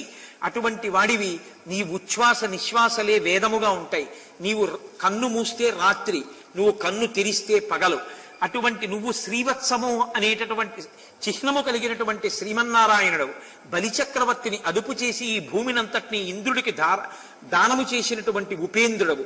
లోకకంటకుడైన రావణుణ్ణి వధించడానికి ఈ భూమండలంలో రామచంద్రమూర్తిగా దశరథ మహారాజు గారి యొక్క కుమారుడిగా అవతరించిన వాడివి. సాక్షాత్ శ్రీ మహాలక్ష్మియే సీతమ్మ. ఆమెయే సీతమ్మగా అవతరించింది. నీ తేజో బలపరాక్రమములు అమోఘములు. ఇవాళ నీ యొక్క యథార్థ స్వరూపం గురించి నేను చేసినటువంటి ఈ స్తోత్రం ఏదుందో ఆ స్తోత్రాన్ని ప్రతినిత్యము ఎవరు చదువుతారో అటువంటి వారికి పునర్జన్మ ఉండదు. వారు మోక్షాన్ని పొందుతారు, కైవల్యాన్ని పొందుతారు. ఇది శాశ్వతమైనది. దీని వలన జీవులకు సమస్త పాపము ధ్వంసమవుతుంది. ఇది అంత గొప్ప స్తోత్రమని చతుర్ముఖ బ్రహ్మగారు రామచంద్రమూర్తి యొక్క యథార్థమైన స్థితిని ఆవిష్కరిస్తూ స్తోత్రం చేశారు. అయినా రాముడు మాత్రం మనుష్యుడుగానే నిలబడ్డాడు. అప్పుడు అగ్నిదేవుడు అగ్నిహోత్ర సీతమ్మ తల్లి ప్రవేశించినటువంటి చితిగుండంలోంచి బయటికి వచ్చి అబ్రవీచ్చ తదా రామం సాక్షీ లోకస్య పావకః ఏషాతే రామ వైదేహి పాపమస్యాం న విద్యతే. నాయనా రామ, ఈ తల్లి సీతమ్మకి ఏ పాపమో అంటనిది. త్రికరణ శుద్ధిగా ఈ తల్లి నిరంతరము నిన్ను మాత్రమే సేవించినది. ప్రలోభ్యమానా వివిధం భర్తృమానా చ మైథిలి నా చింతయత తద్రక్షః త్వద్గతేనాంతరాత్మన విశుద్ధ భావాం నిష్పాపాం ప్రతి గృహీశ్వరాఘవ నకించిదభిధాతవ్యం అహం ఆజ్ఞాపయామితే దధ్యో ముహూర్తం ధర్మాత్మ భాష్ప వ్యాకులోచన. అప్పుడు అగ్నిహోత్రుడు అన్నాడు, ఎన్ని రకాలుగా రావణుడు ప్రలోభ పెట్టాలో అన్ని రకాలుగా ప్రలోభ పెట్టినా ఈమె మాత్రం తన మనసుని నీయందు మాత్రమే నిలబెట్టుకున్నటువంటి తల్లి. ఉత్తమమైనటువంటి చారిత్రము కలిగినటువంటిది. ఎన్నడూ ఏ దోషము ఎరుగనిది. ఇటువంటి సీతమ్మ తల్లిని అతిక్రమించి నీవు మాట్లాడకూడదు. కాబట్టి ఈ సీతమ్మని నువ్వు స్వీకరించవలసింది, ఇది నా ఆజ్ఞ అన్నారు. అప్పుడు రాముడు సీతమ్మ వంక చూశాట. ఇలా చూడగానే దధ్యో ముహూర్తం ధర్మాత్మ భాష్ప వ్యాకులలోచన. ఇలా చూడగానే ఆయన కన్నుల వెంట బడబడబడబడా నీళ్లు కారిపోయాట. సీత, నువ్వు ఇటువంటి దానివని తెలిసి కూడా లోకానికి నువ్వు ఇటువంటి దానివని నిరూపించడానికి ఎంత పెద్ద మాట అనవలసి వచ్చిందో అని బాధతో వలవలా ఏడ్చేట. ఏడ్చి రాముడు అగ్నిహోత్రుడితో అన్నాడు, అవశ్యం త్రిషు లోకేషు నసీతా పాపమర్హతి దీర్ఘకాలోషితాహీయం రావణంతఃపురే శుభా. నాకు తెలుసు సీతమ్మ తల్లి యందు ఏ దోషము లేదు అన్న విషయం నాకు స్పష్టంగా తెలుసు. రావణాంతఃపురం కాదు, ఎక్కడ ఉన్నా సీతమ్మ సీతమ్మే. బాలిశక్కలు కామాత్మ రామో దశరథత్నజః ఇది వక్ష్యంతి మాంసంతో జానకీం అవిశోధ్యహి. నేను కాని సీతమ్మ తల్లి యొక్క వైభవాన్ని ప్రకటింపచేసే అవకాశం ఇవ్వకపోతే రేపొద్దున్న లోకమంతా ఏమంటుందంటే బాలిశః ఖలు కామాత్మ, జ్ఞానము లేనివాడు రాముడు, కాముకుడు. అందుకని 10 నెలలు ఆ రావణుడి కొలువుకూటంలో ఉన్నటువంటి సీతమ్మని ఏలుకున్నాడని నన్ను నింద వేస్తుంది. ఆ మాట నన్నని సీతమ్మని నింద చేస్తే నేను సీతమ్మ తల్లి గురించి ఆ మాటలు వినలేను కనుక ఆవిడ వైభవాన్ని ప్రకటింపచేయడానికి ఇంత క్రూరంగా ప్రవర్తించాను తప్ప సీతమ్మ తల్లి పట్ల నాకు కించిత్తు కూడా అన్యమైనటువంటి అభిప్రాయం లేదు. అనన్య హృదయాం భక్తాం మచ్చిత్త పరివర్తినీం ఆహమప్యవగచ్చామి మైథిలీం జనకాత్మజాం. ఈ జనకుని కూతురైనటువంటి మైథిలి యొక్క మనస్సు నిరంతరము నాయందే ఉంటుందని, నన్ను అనుసరించి ఉంటుందని నాకు స్పష్టంగా తెలుసు అని విశుద్ధాత్రిషు లోకేషు మైథిలీ జనకాత్మజ నహి హాతుం ఇయం శక్య కీర్తిరత్మవతాయథ. మంచి ప్రవర్తన కలిగినటువంటి వ్యక్తికి కీర్తి నీడలా అనుసరిస్తుంది. ఒక వ్యక్తి తన కీర్తిని విడిచిపెట్టేయి అంటే విడిచిపెడతాడా? తన కీర్తిని తాను ఎలా విడిచిపెట్టలేడో ఈ సీతమ్మని విడిచిపెట్టడం కూడా అలాగే సంభవం కాదు. ఈమెని విడిచిపెట్టి నేను ఒక్క క్షణం బ్రతకలేను, నాకు సీతమ్మ పట్ల ఉన్న అభిప్రాయం అది అని ఆమెని స్వీకరించి తన తొడ మీద కూర్చోపెట్టుకున్నారు. ఆ తదనంతరము దేవతలందరూ అక్కడికొచ్చి నిలబడ్డారు. నిలబడిన తరువాత పరమేశ్వరుడు గ్రహించాడు, పరమశివుడు మనుష్యుడిగా ఇక్కడ పుట్టి 11,000 సంవత్సరములు ఈ భూమండలం మీద ఉంటానన్నాడు. కాబట్టి ఇంకా 10,000 సంవత్సరములు రాజ్యం ఏలాలి. ఏలితే తప్ప శరీరాన్ని విడిచిపెట్టి రాడు. కాబట్టి ఈయన తన ప్రతిజ్ఞ నెరవేర్చుకునే అవకాశం ఇవ్వాలి అనుకున్నాడు. పరమశివుడు అన్నాడు, ఆశ్వాస్య భరతం దీనం కౌసల్యాంచ యశస్వినీం కైకీయించ సుమిత్రాంచ దృష్ట్వా లక్ష్మణమాతరం ప్రాప్య రాజ్యం అయోధ్యాయాం నందయిత్వా సుహృజ్జనం ఇక్ష్వాకూణాం కులే వంశం స్థాపయిత్వా మహాబల ఇష్టాతురగమేధేన ప్రాప్యచానుత్తమం యశః బ్రాహ్మణేభ్యో ధనం దత్వా త్రిదివం గంతుమర్హసి. నాయన రామ, నీవు ఇంత కష్టపడి రావణ సంహారం చేశావు. అక్కడ కౌసల్య, సుమిత్ర, కైకేయి పరితపిస్తూ ఉంటారు. భరతుడు నీ గురించి పరితపిస్తూ ఉంటాడు. 14 సంవత్సరాలు పూర్తయ్యాక రాకపోతే ప్రాయోపవేశం చేస్తానని ప్రతిజ్ఞ చేసి ఉన్నాడు. కాబట్టి నువ్వు అయోధ్యకి వెళ్ళు, నీ తల్లుల్ని సేద తీర్చు, భరతుణ్ణి సేద తీర్చు, పట్టం కట్టుకో, 10,000 సంవత్సరములు రాజ్యపాలన చెయ్యి, అశ్వమేధాది యాగములను ఎన్నో యాగములను చెయ్యి. ధర్మమన్న మాటకి పర్యాయపదంగా నీ యొక్క నడుబడి ఉంటుంది. అటువంటి వాడివి బ్రాహ్మణులకు కావలసినంత ధనాన్ని దానం చేస్తావు. చిట్ట చివర 11,000 సంవత్సరములు పూర్తయిన తరువాత నువ్వు మళ్ళీ నీ యథాలోకాన్ని చేరుకుంటావు. ఒక మనుష్యుడు తన ధర్మాన్ని ఎలా నిర్వర్తిస్తాడో, తన పితృరుణాన్ని ఎలా తీర్చుకుంటాడో అలా ఇక్ష్వాకు వంశాభివృద్ధికి నువ్వు కొడుకుల్ని కూడా కన్న తరువాత 11,000 సంవత్సరములు పూర్తయిన తరువాత తిరిగి నీ యొక్క లోకానికి నువ్వు వద్దువుగానివి. అదిగో నీ చారిత్రమునకు మురిసిపోయినటువంటి నీ తండ్రి స్వర్గలోకం నుంచి ఇంద్రుడి యొక్క విమానంలో వచ్చి ఉన్నాడు, నువ్వు వెళ్ళి చూడవలసింది అన్నారు. ఏష రాజా విమానస్థః పితా దశరథస్తవ కాకుత్సమానుషే లోకే గురుస్తవ మహాయశాః ఇంద్రలోకం గతః శ్రీమాన్ తయా పుత్రేణ తారితః లక్ష్మణేన సహ భ్రాత్రా త్వమేనం అభివాదయ. మహాదేవ వచశ్రుత్వా కాకుత్సః సహ లక్ష్మణః విమానశిఖరస్తస్య ప్రణామం అకరోత్పితుః. ఆయన వెంటనే ఆ విమానంలో కూర్చుని ఉన్నటువంటి దశరథ మహారాజు గారికి లక్ష్మణ సహితుడై సీతమ్మతో కలిసి నమస్కరించాడు. వెంటనే దశరథ మహారాజు గారు రామచంద్రమూర్తిని తన తొడ మీద కూర్చోబెట్టుకుని సంతోషంతో చెయ్యి వేసి దగ్గరికి తీసుకుని, నాయనా, నీలాంటి కొడుకు పుట్టినందుకు నేను ఇవాళ ఊర్ధ్వలోకాలు పొందాను, సత్యంలో నిలబడ్డాను అన్న ప్రతిష్ట పొందాను, స్వర్గలోకంలో ఉన్నాను, ఇంద్రుడి యొక్క విమానంలో నిన్ను చూడ్డానికి వచ్చాను. నేను నీకు పట్టాభిషేకం చేసి రాజ్యం ఇవ్వాలనుకున్నాను, కానీ పట్టాభిషేకం భగ్నమైపోయిందని బెంగ పెట్టుకుని 14 ఏళ్లు నిన్ను చూడకుండా ఉండలేను అని ప్రాణం వదిలిపెట్టాను. ఊర్ధ్వలోకాలకి వెళ్ళాక నాతో దేవతలు చెప్పారు, ఇదానీంతు విజానామి యథా సౌమ్య సురేశ్వరై వదార్థం రావణస్యేదం విహితం పురుషోత్తమ. రావణ వధ కొరకే పట్టాభిషేకాన్ని భగ్నం చేయడానికి దేవతలు ఆ మందరని ప్రయోగించారు. కాబట్టి నాయనా రామ, నువ్వు వెళ్ళి చక్కగా పట్టాభిషేకం చేసుకుని రాజ్య పరిపాలన చెయ్యి, నీ తల్లులు ఊరడిల్లుతారు అన్న తర్వాత రామచంద్రమూర్తి దశరథ మహారాజు గారిని ఒక వరం అడిగాడు. కురుప్రసాదం ధర్మజ్ఞ కైకేయ్యా భరతస్య చ సపుత్రాం త్వాం త్యజానీతి యదుక్తా కైకేయీత్వయా సశాప కైకేయీం ఘోరః సపుత్రాం న స్పృశేత్ ప్రభో. నీవు ఒకానొకప్పుడు నాకు రాజ్యం ఇవ్వకుండా కైకేయి అడ్డుపడిందన్న ఆగ్రహావేశంలో ఒక మాటన్న ఒక శాపవాక్కుని విడిచిపెట్టావు. ఈనాటి నుంచి కైకమ్మ కాని భరతుడు కాని నాకు భార్య కుమారులు కాకుండా పోతారన్నావు. ఆ శాపవాక్కుని ఉపసంహారం చెయ్యి. కైకమ్మ నీకు భార్యయే మాకు తల్లియే, భరతుడు నీకు కుమారుడే నాకు తమ్ముడే, తండ్రి అది అనుగ్రహించమన్నారు. అది రాముడి ధర్మం అంటే. దశరథ మహారాజు గారు సంతోషించి ఎంతో ఆనందించి తప్పకుండా అలాగేనన్నారు. సీతమ్మ వంక తిరిగి, అమ్మా నీ వంటి కోడలు పెద్ద కోడలుగా లభించినందుకు పొంగిపోతున్నాను తల్లి అని, కర్తవ్యోనతు వైదేహి మన్యుస్వాగమిమం ప్రతి రామేణ విశుద్ధ్యర్థం కృతమే తద్దితేషిణ. అమ్మా రాముడు నువ్వు కనపడగానే స్వీకరించలేదు అని మనసులో కోపం పెట్టుకోకు. రాముని యొక్క అంతరంగం ఇవాళ పితృదేవ స్థానంలో ఉన్నాను కాబట్టి నాకు తెలుసు. నీ శీల వైభవం అందరూ తెలుసుకోవాలన్నది ఆయన కోరిక తప్ప ఈశన్ మాత్రం కూడా రాముడికి నీ మీద అనుమానం లేదమ్మా. కాబట్టి మీరు బయలుదేరి సంతోషంగా హాయిగా ఆనందంగా జీవితాన్ని గడపండి అని దశరథ మహారాజు గారు సమాశ్వాసించి దేవతలందరూ తిరిగి వెళ్ళిపోతుంటే ఇంద్రుడు అన్నాడు, మేము కనపడిన తరువాత ఉత్తినే వెళ్ళిపోకూడదు, దేవతలకు అదో లక్షణం, ఏదో ఒక వరం ఇవ్వాలి. కాబట్టి రామా నీకు మేము ఏం ఉపకారం చేయగలమో చెప్పు అన్నారు. అంటే రామచంద్రమూర్తి అన్నారు, మమ హేతో పరాక్రాంత ఏకతా యమసాదనం తే సర్వే జీవితం ప్రాప్య సముతిష్టంతు వానరాః నీరుజో నిర్వ్రణాంశ్చైవ సంపన్న బల పౌరుషాన్ గోలాంగూలాం స్థైవరాన్ ద్రష్టుం ఇచ్చామి మానదా. ఇత పూర్వం నాతో యుద్ధం చేయడం కోసం సీతమ్మ తల్లిని రక్షించడం కోసమని కొన్ని కోట్ల వానరములు భల్లూకములు కొండముచ్చులు అన్నీ కూడా నాతో బయలుదేరి వచ్చాయి. రామరావణ యుద్ధంలో కొన్ని కోట్ల వానరములు మరణించాయి.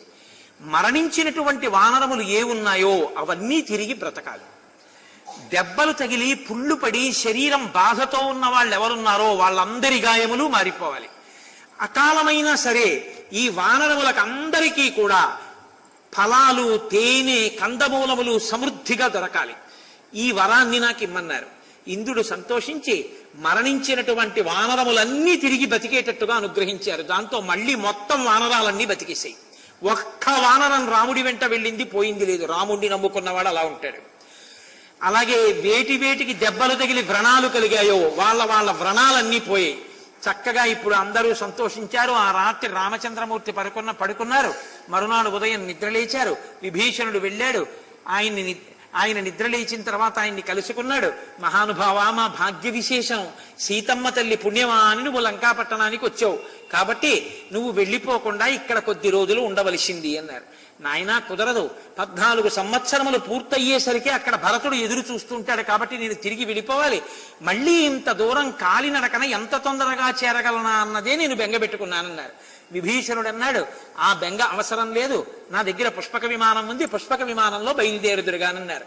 సీతమ్మ తల్లిని ఒడిలో కూర్చోబెట్టగానే రామచంద్రమూర్తి లక్ష్మణ సహితుడై పుష్పక విమానం ఎక్కి అక్కడ ఉన్నటువంటి విభీషణుణ్ణి సుగ్రీవుణ్ణి వానర నాయకుల్ని పిలిచి మీ సామ్రాజ్యములకు మీరు చేరి ధర్మాన్ని ఆధారంగా చేసుకుని రాజ్య పరిపాలన చెయ్యండి అన్నారు.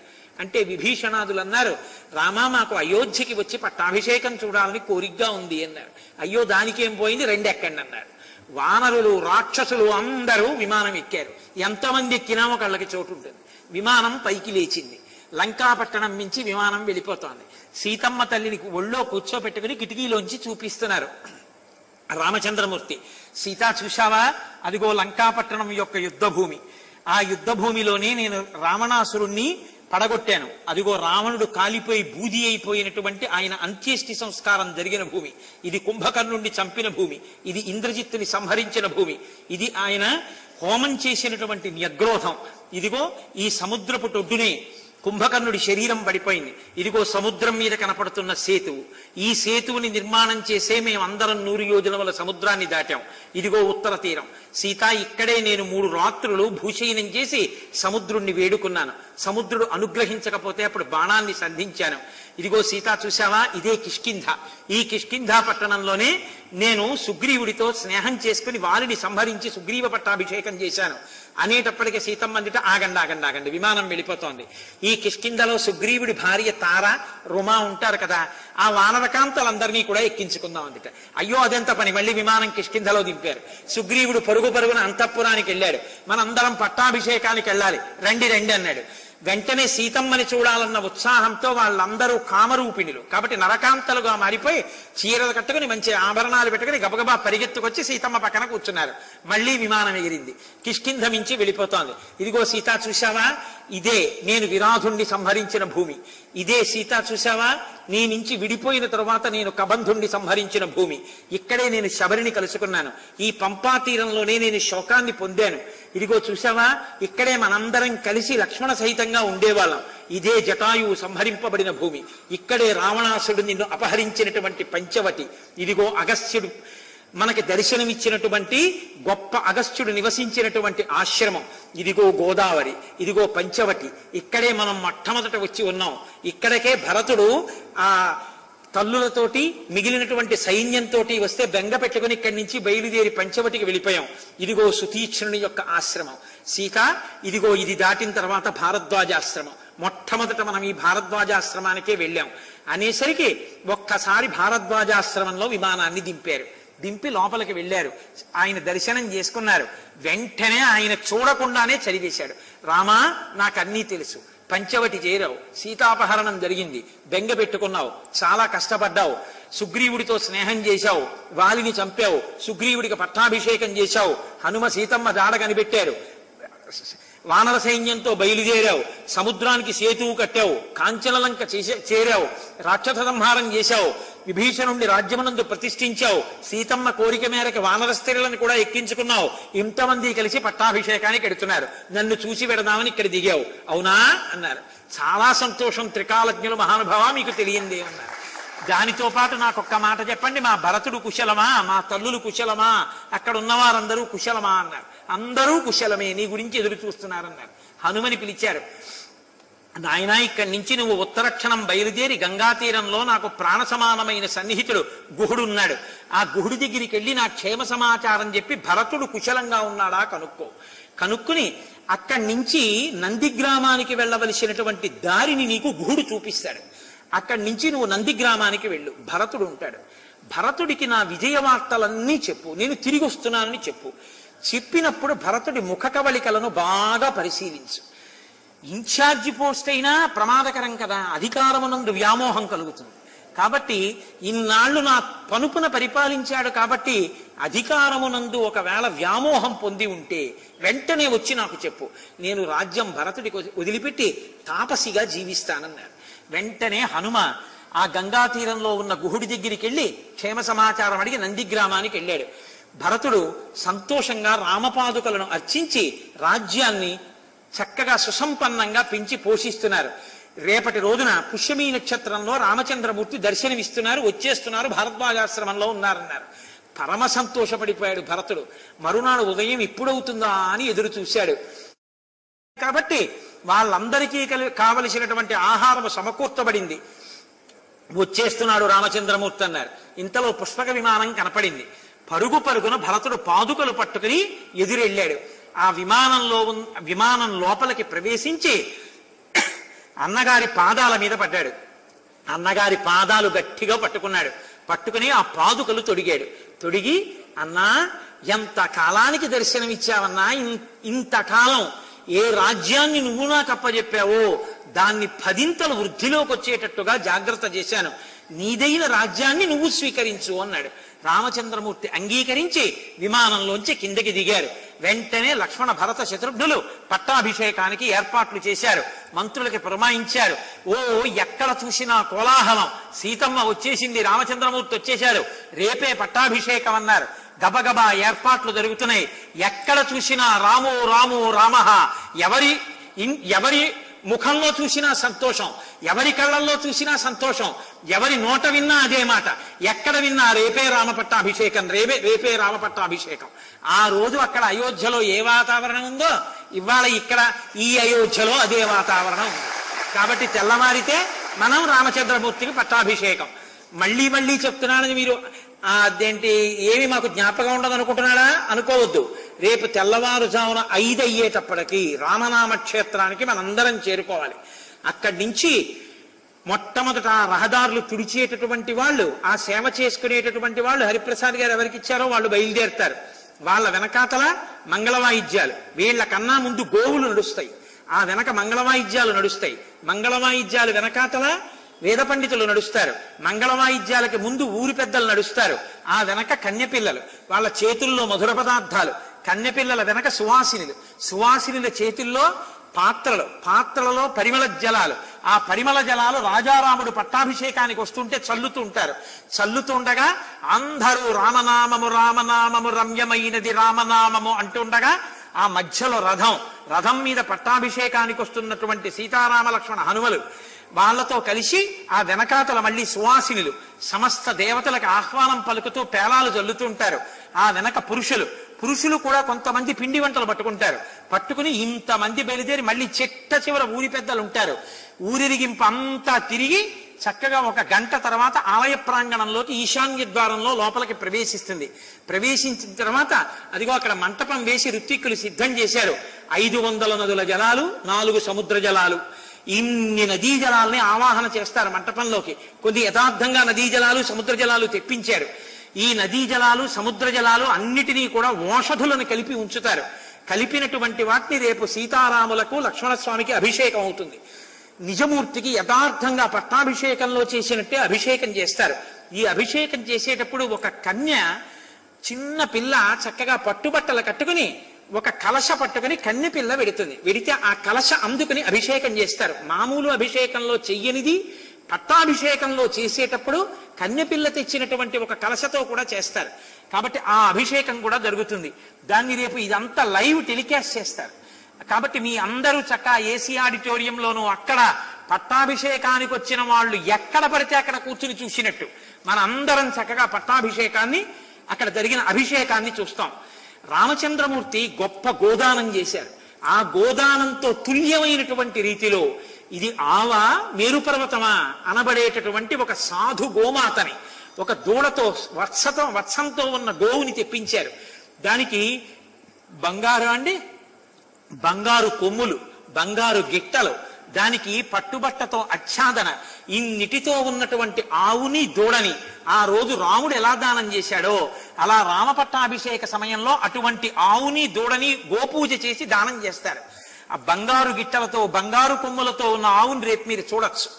ఆ గోదానం జరుగుతుంది. తర్వాత గంధర్వగానంతో తల్లి పెద్దాడ సూర్యకుమారి గారి కచేరీ జరుగుతుంది. 1 గంట సేపు ఆ రోజున గంధర్వులు గానం చేశారు రామచంద్రమూర్తి పట్టాభిషేకంలో. రామ సంబంధమైన కీర్తనలు పాడతారు. ఇక్కడ హోమం జరుగుతుంది. దేవతలందరికీ హవిస్సులు ఇస్తారు. ఆ హవిస్సుల్ని దేవతలందరూ పుచ్చుకుంటారు. పుచ్చుకున్న తరువాత మధ్యాహ్న విరామ సమయంలో మనం ఒక్కసారి ఇంటికి వెళ్ళి భోజనం చేసి అలా పడుకుని స్నానం చేసి మళ్ళీ వచ్చేస్తాం. మళ్ళీ సాయంకాలం 6 గంటలకి సభా ప్రారంభం. పట్టాభిషేక సర్గ ఫలశ్రుతి వినిపిస్తాను. అది అయిపోయిన తర్వాత వేదిక, అందుకే ఇంత పెద్ద వేదిక అయిపోయింది. ఋత్విక్కులందరూ వచ్చి కూర్చుంటారు. స్వామివారికి రేపు పట్టాభిషేక సర్గ చెప్పేటప్పుడే 4 బంగారు కిరీటాలు చేయించారు. 4 బంగారు కిరీటాల్ని ఇక్కడ పెడతారు. మకుటధారణ సర్గ అని రేపు మీ అందరితోటి ఆ సర్గ చెప్పినప్పుడు అందులో శ్లోకాలు చెప్పిస్తారు. అది పట్టాభిషేకంలో శ్రీరామనవమి నాడు కూడా అవి చెప్పాలి ఆ శ్లోకాలు అని. కాబట్టి రేపు కిరీటాలు ఇక్కడ పెట్టి అందరూ చూస్తుండగా వాటికి సంప్రోక్షణ చేసి ఆ శ్లోకాలు చెప్పిస్తాం. చెప్పించిన తరువాత ఈ ప్రవచనం అయిపోగానే, ప్రవచనం రేపు ఎక్కువసేపు ఉండదు, ఒక 45 నిమిషాలు, గంట సేపు అయిపోగానే రామచంద్రమూర్తికి, లక్ష్మణస్వామికి, హనుమకి, సీతమ్మకి అభిషేకంగా జలములను సంప్రోక్షించి అప్పుడు నిజాభిషేకం పొద్దున్న అయిపోతుంది కాబట్టి పూర్వాభిషేకం, సాయంకాలం ఆ రాత్రి వేళ స్వామికి కిరీట ధారణ చేయిస్తారు. తర్వాత ఆయనకి చేతికి రాజదండాన్ని ఇస్తారు. ఆ తర్వాత బంగారు పాదుకలు తీసుకెళ్లి ఆయన కాళ్ళకి తొడుగుతారు. ఆ తర్వాత రామచంద్రమూర్తికి వజ్రవైఢూర్యములతో కూడినటువంటి పతకాన్ని బహూకరిస్తున్నారు. లక్ష్మణస్వామికి కెంపులతో కూడినటువంటి పతకం, మా అమ్మ సీతమ్మ తల్లికి పచ్చల పతకం, మా స్వామి హనుమకి ముత్యాల హారం, వైఢూర్య పతకం, ఇవన్నీ సిద్ధం చేశారు. ఇవన్నీ రేపు యథార్థంగా పట్టాభిషేకంలో ఎలా ఇస్తారో అలా ఇవన్నీ కూడా మీకు చూపించి లైవ్ స్క్రీన్స్ మీదకి టెలికాస్ట్ చేశాక ఇవన్నీ స్వామికి బహూకరణ జరుగుతాయి. జరిగిన తర్వాత పట్టాభిషిక్తుడైనటువంటి రామచంద్రమూర్తి సమక్షంలో ఆయనకి పూజ జరుగుతుంది. ఆ పూజ అవగానే దర్బార్ జరుగుతుంది. ఆ రోజున అయోధ్యలో కూర్చుని ఎలా చూశామో అలా చిత్రంగా రాజదండం పట్టుకుని కూర్చున్నటువంటి రామచంద్రమూర్తి దగ్గర ఆయనకి నిజంగా గీతం శ్రావయామి అంటే గీతం పాడతారు, నృత్యం దర్శయామి ఇక్కడ నాట్యం చేసి చూపిస్తారు స్వామికి. అలాగే వాద్యం ఘోషయామి వీణ మీద ఆయనకి సంగీతం వినిపిస్తారు. అలాగే అశ్వాన్నారోహయామి ఇత పూర్వం వాడినది కాదు, వెండితో ఇంత పెద్ద గుర్రం చేయించారు, ఆ గుర్రం తీసుకొస్తారు. అలాగే గజాన్నారోహయామి ఇంత పెద్ద ఏనుగు చేయించారు, ఆ ఏనుగు తీసుకొస్తారు. అలాగే రేపు ఆందోళికాన్ సమర్పయామి అన్నప్పుడు ఒక ఊయలు తీసుకొచ్చి ఇక్కడ పెట్టి సీతారాముల్ని అందులో కూర్చోబెట్టి ఊపుతూ ఒక కీర్తన చేస్తారు. అలాగే స్వామికి అందులో కూర్చోబెట్టి చక్కగా గంధమది అలదుతూ చామరం వేస్తూ ఊపుతున్నప్పుడు ఒక కీర్తన జరుగుతుంటే ఊంజల్ సేవ జరుగుతుంది. ఇవన్నీ అయిన తర్వాత రామచంద్రమూర్తి యొక్క పట్టాభిషేకం పూర్తవుతుంది. పూర్తయిపోయిన తర్వాత మనం చక్కగా రాజారాముణ్ణి దర్శనం చేసుకుని మరునాడు పట్టాభిషేక భోజనాన్ని అందరం కలిసి ఇన్ని వేల మంది అయినా సరే షడ్రసోపేతమైనటువంటి భోజనాన్ని ఏర్పాటు చేస్తున్నారు. ఆ భోజనాన్ని చేస్తాం. కాబట్టి ఇంకా మనం చెప్పవలసింది ఒక్కటే, ఇంకా తెల్లవారదేమి ఈ చీకటి విడిపోదేమి అన్నది. తొందరగా తెల్లవారితే మనందరం పట్టాభిషేకంలో ఊరిరిగింపుగా వచ్చి ఆ వైభవాన్ని కన్నులతో జుర్రుకునేటటువంటి సమయం చాలా దగ్గరలోకి వచ్చేసింది. రేపు ఈ క్రతువులో పాల్గొని మీ అందరూ కూడా ధన్యులు కావలసిందిగా కార్యవర్గం తరపున పీఠం తరపున మిమ్మల్ని అందరినీ స్వతంత్రించి నేనే ఆహ్వానం పలుకుతున్నాను. కాబట్టి ఇప్పుడు చక్కగా మనం పెట్టుకున్న సంప్రదాయాన్ని అనుసరించి 11 మాటలు రామనామం చెప్దాం. మీరు వెళ్ళిపోకండి. ఇవాళ మీకు చాలా గొప్ప గొప్ప వానర యోధుల గురించి మీరు విన్నారు. గయుడు, గవాక్షుడు, శరభుడు, నీలుడు, మైందుడు, ద్వివిధుడు, హనుమ, ఇటువంటి మహావీరులైనటువంటి వారిని వేదిక మీదకి పిలుస్తారు. మీకు ఆ వానర వీరుల్ని చూడాలనుంటే అలాగే ఉండండి, చూద్దురు గాని. రామకార్యంలో సాయబడి ప్రాణములు ఒడ్డి పనిచి అహోరాత్రములు పనిచేసినటువంటి వానర వీరుల్ని వేదిక మీదకి పిలుస్తారు. మీరు ఆ వీరులందరినీ దర్శనం చేద్దరు గాని 11 మాటలు రామనామం చెప్దాం. నారదాది మహామునీంద్రులు నమ్మినది శ్రీరామనామము, కోరి కొలచిన వారికెల్లను కొంగు బంగారు రామనామము. రామనామము రామనామము రమ్యమైనది రామనామము. ఆలు బిడ్డల సౌఖ్యము కన్నను అధికమైనది రామనామము. రామనామము రామనామము రమ్యమైనది రామనామము. నీవు నేనను భేదమేమియు లేకయున్నది రామనామము. రామనామము రామనామము రమ్యమైనది రామనామము. గోచరంబగు జగము లోపల గోప్యమైనది రామనామము. రామనామము రామనామము రమ్యమైనది రామనామము. బ్రహ్మ సత్యము జగన్మిథ్యాభావమే శ్రీరామనామము. రామనామము రామనామ రమ్యమైనది రామనామము. సాంఖ్యమిరిగడి తత్వ విధులకు సాధనము శ్రీరామనామము. రామనామము రామనామము రమ్యమైనది రామనామము. రాకడయు పోకడయు లేనిది రమ్యమైనది రామనామము. రామనామము రామనామము రమ్యమైనది రామనామము. కోటి జన్మల పాపమెల్లను రూపుమాపును రామనామము. రామనామము రామనామము రమ్యమైనది రామనామము. జానకీ హృత్కమల మందున అలరుచున్నది రామనామము. రామనామము రామనామము రమ్యమైనది రామనామము. బ్రహ్మపుత్రక రాజ్య వీణా పక్షమైనది రామనామము. రామనామము రామనామము రమ్యమైనది రామనామము. రావణానుజ హృదయ పంకజ రాచకీరము రామనామము. రామనామము రామనామము రమ్యమైనది రామనామము. రామనామ స్మరణ చేసిన క్షేమము సగును రామనామము. రామనామము రామనామము రమ్యమైనది రామనామము. తల్లివలె రక్షించు సుజనుల నెల్లకాలము రామనామము. రామనామము రామనామము రమ్యమైనది రామనామము. రేపు ఒక్క విషయం జ్ఞాపకం పెట్టుకోండమ్మా, మీరు రామనామ క్షేత్రానికి వచ్చినప్పుడు ఎవరెక్కడ నిలబడాలి అన్నది కార్యకర్తలు అక్కడుండి మిమ్మల్ని పదిలంగా నించోపెట్టి సువాసినులకి ఇవ్వవలసిన మంగళద్రవ్యం మీరు పాత్ర తెచ్చుకోవాలి. మంగళద్రవ్యాన్ని పోస్తారు. కొంతమందికి పేలాలు ఇస్తారు. కన్నెపిల్లలందరినీ నించోపెట్టి వాళ్ళందరికీ మధుర పదార్థాలు పళ్ళాలు ఇస్తారు. చక్కగా మీరు ఆ వైభవాన్ని, పురుషులకి కొంతమందికి మధుర పదార్థాలు ఇస్తారు. మనందరం చక్కగా బయలుదేరి సంతోషంగా రావచ్చు. కార్యకర్తలతో సహకరించండి. ఒక్కటి దయచేసి జ్ఞాపకం పెట్టుకోండి, ఇది మనందరం చేసేటటువంటి కార్యం తప్ప ఒకరు చేస్తున్నది ఒకరి చేత మనం చేయింపబడుతున్నది అన్న భావన పెట్టుకోకండి. రామకార్యంలో మనందరం భాగస్వాములమే. అందరం ఆ సంతోషంతో, ఆ ప్రీతితో పాల్గొనేటటువంటి స్పృహతో మీ అందరూ కూడా వస్తే మనం చక్కగా సంతోషంగా రేపటి ఊరిరిగింపు కార్యక్రమాన్ని అత్యంత శోభాయమానంగా మనం చేసుకుందాం. నేను ఈ కార్యక్రమం ఇప్పుడు వానర యోధులకు జరిగేటటువంటి సత్కారము తర్వాత నేను శంకర భగవత్పాదుల మీద జరిగేటటువంటి ఆ అష్టకంతో కూడినటువంటి నమస్కారాన్ని మనం చేద్దాం. చిట్ట చివర జగద్గురువులకు నమస్కారం చేసి వెడుతున్నాం కాబట్టి జగద్గురు నమస్కారంతో కార్యక్రమాన్ని పూర్తి చేద్దాం. అప్పటి వరకు మీరు అలాగే కూర్చోండి. నేను ఉపన్యాసానికి మాత్రమే మంగళం చెప్తున్నాను కానీ నేను శంకర భగవత్పాదుల నమస్కారం చేయించలేదు కాబట్టి వేదిక దిగను. వేదిక దిగకుండా నేను ఇలాగే కూర్చున్నాను కాబట్టి మీరు కూడా అలాగే కూర్చోవచ్చు. ఎందుకంటే నాకన్నా ఒక రకంగా మీరు సౌకర్యంగానే కూర్చున్నారని గుర్తుపెట్టుకోవాలి. ఎందుకో తెలుసా, మీరు కనీసం కాళ్ళు కావాలంటే కదపగలరు. నేను కూర్చున్న తర్వాత మళ్ళీ కాళ్ళు కదపడం అంటే లేస్తేనే. ఎందుకంటే నేను కదపాలంటే ఇది ఏదో పెద్ద పెద్ద బంధనాల్లా, ఇది చేతులు కదుపుదామంటే ఇవి. అన్నాత్మనే చక్రవర్తి తనూజాయ సర్వభౌమాయ మంగళం. ఉమాకాంతాయ కాంతాయ కామితార్థ ప్రదాయినే శ్రీగిరీశాయ దేవాయ మల్లినాథాయ మంగళం. కరచరణ కృతం వా కర్మవాక్కాయుజం వా శ్రవణమైనజం వా మానసం వాపరాధం విహితమ విహితం వా సర్వమేత్తక్షమస్వ.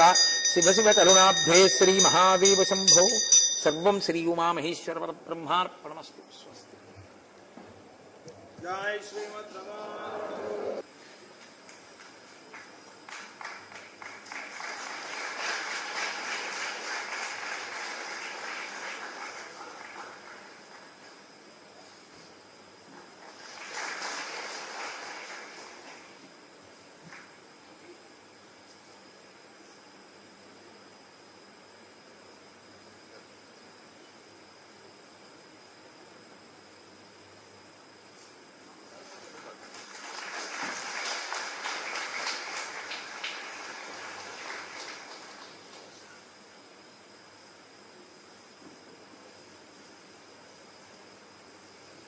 వీటన్ని పుస్తక రూపంలో కూడా తయారు చేస్తున్నారు. ఆ తర్వాత కావాల్సిన వాళ్ళు మీరు అడ్రస్ ఇస్తే మీరు దానికే సొమ్ము ఇవ్వక్కర్లేదు. మా యజ్ఞ ప్రసాదంగా నేను పంపిస్తాను. మీ అడ్రస్ ఇస్తే నేను పంపిస్తాను.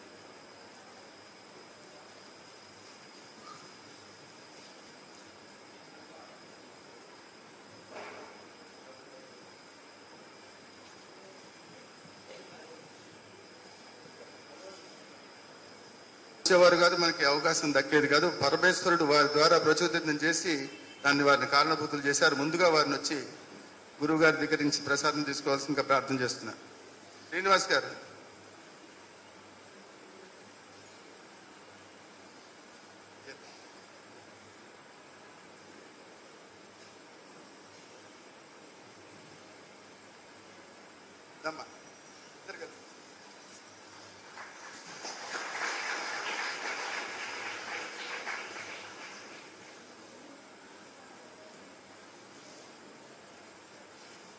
ఆ తర్వాత ఈ గురువు గారిని ఇక్కడ గుంటూరులో ఈ ప్రవచనం చేసిన నాళ్ళు కంటికి రెప్పలాగా వారిని చూసుకుంటూ వారి శుశ్రూష చేస్తూ గురువు గారు మొట్టమొదటి చెప్పారు ఒక మాట నాతో. ఇక్కడ నా కుమారుడు ఏ విధంగా సేవ చేస్తాడో ఆ విధంగా చేస్తున్నాడు మహానుభావుడు. ఆయనకి అమ్మా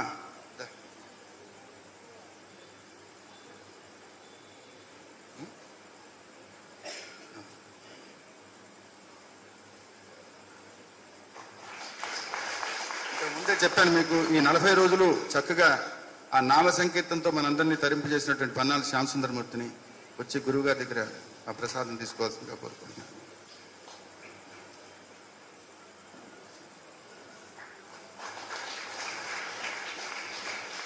వారితో పాటుగా ఉండి ఆ నామం చేయిస్తున్నటువంటి రాగం రాంపిచ్చయ్య గారు, వారిని కూడా వచ్చి గురువుగారి ప్రసాదం తీసుకోవాల్సిందిగా ప్రార్థన చేస్తారు.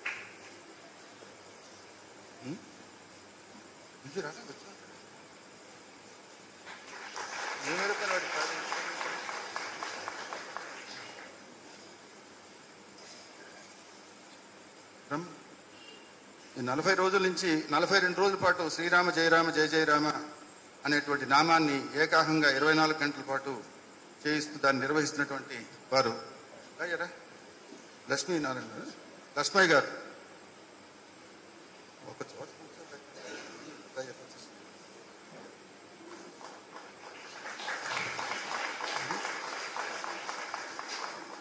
అదేవిధంగా ఈ 40 రోజులుగా ప్రతిరోజు 108 పర్యాలకు తక్కువ లేకుండా హనుమాన్ చాలీసా పారాయణ చేయించినటువంటి వారు ఎవరైనా పేరు సాంబశివరావు గారు, వారిని కూడా వచ్చి గురుగారి దగ్గర ప్రసాదం తీసుకోవాల్సింది.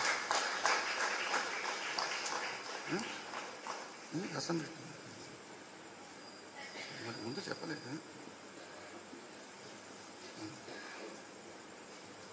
ఆ తర్వాత ప్రతినిత్యం 5 గంటలకి నగర సంకీర్తన చేయటం, ఇక్కడ అన్ని కార్యక్రమాల్లో మాకు తోడుబాటుగా ఉంటూ, మొట్టమొదటి చెప్పాను మీకు, మాకు ఇక్కడ ఏ కార్యక్రమం చేసినా ఒకటి ఆ ప్రార్థన పారాయణ మండలి వారు, ఈ సేవా భారత్ వారని, ఇప్పుడు ఆ పారాయణ మండలి వారిని అందరినీ కూడా ఒక్కొక్కరిని వచ్చి అమ్మగారి దగ్గర ప్రసాదం తీసుకోవాల్సిందిగా కోరుతుంది. త్వరగా వాళ్ళు ఎవరిన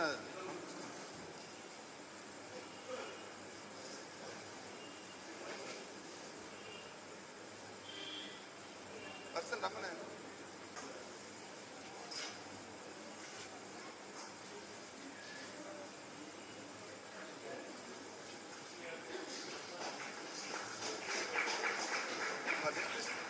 శ్రీనివాస్ ఇటన్ తర్వాత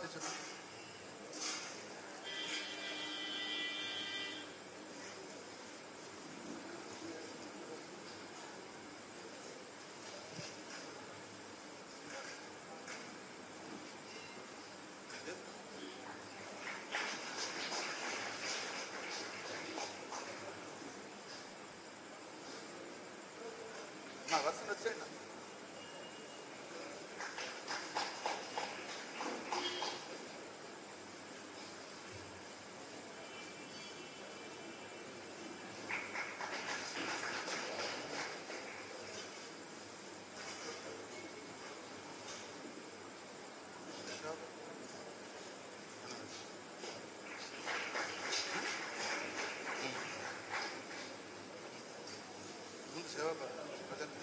కూర్చో.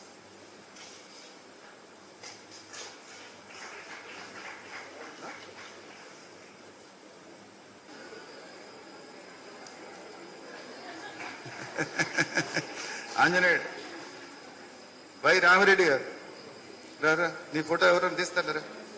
ఆయన ఫోటో ఎవరైనా తీయండి. పాప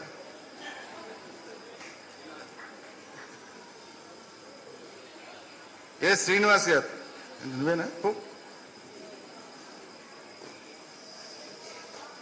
నా దీవెనలన్నీ అందుకుంటారు బాబు. ఏ వీర రాఘవయ్య గారు, మన దేవస్థానం స్టాఫ్. సిహెచ్ సుధాకర్ రావు గారు, సుధాకర్ మీ సుధాకర్, దీనికి కూడా వెనకే, దీనికన్నా ముందు రావద్దు. బాబు దప్పలపూడి వెంకటేశ్వర్లు గారు, సివి రావు గారు, సివి రావు,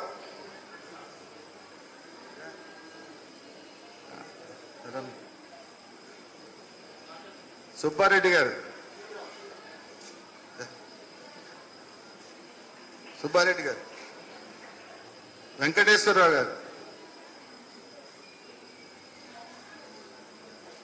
కిషోర్,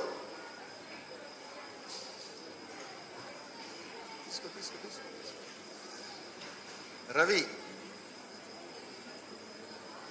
నాగేశ్వరరావు, ఆనందరావు, దేవేంద్ర,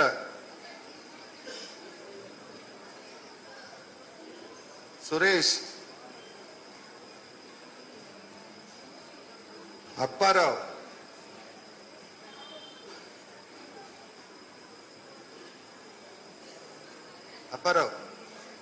మళ్ళీ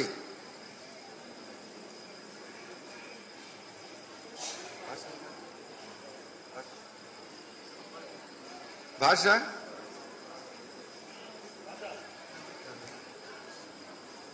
అర్జున్ రావు, చూసుకో అర్జున్ రావు లేడా, నాగరాజ్ కూడా లేడా, ఇంకంతేనా? వీళ్ళందరూ ఏదో నాగరాజ్ తీసుకో,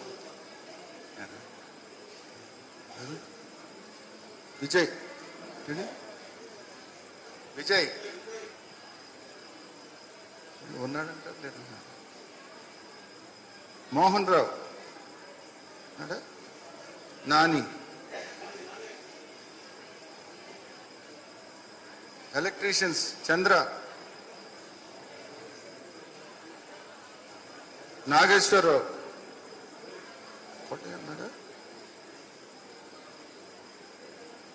వీళ్ళందరూ కేవలం ఏదో యజమాని దగ్గర పనిచేస్తున్నట్టు కాకుండా మొట్టమొదటి ఆ విధంగా ఇప్పుడు నాకంటే ఇంకా ఎంతో భక్తితో శ్రద్ధతో అమ్మవారి సేవ చేస్తూ ఉంటారు.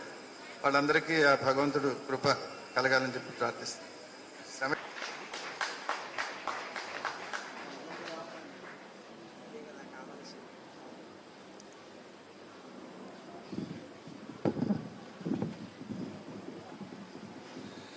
విదితాఖిల శాస్త్ర సుధా జలధే మహితోపనిషత్ కదితార్థనిధే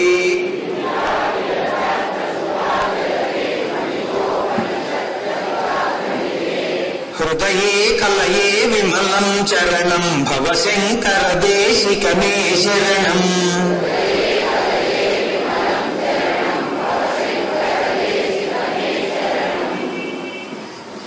కరుణావరుణాలయ పాలయ మాం భవసాగర దుఃఖ విదూన హృదం.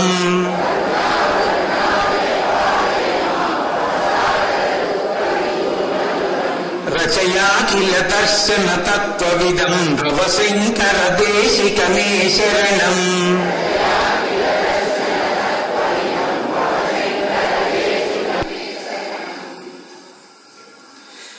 భవతా జనతా సుఖితా భవితా నిజబోధ విచారణ చారుమతే.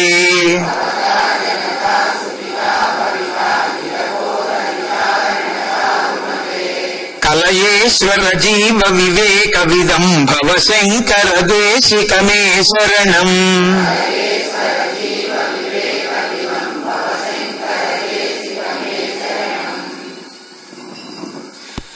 భవయేవ భవానితి మే నితరాం సమజాయత చేతసి కౌతుకితా.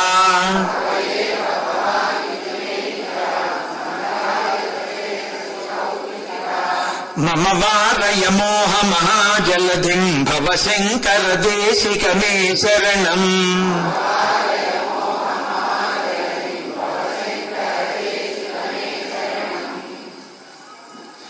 సుకృతేధికృతే బహుధా భవతో భవితా సమదర్శన లాలసతా.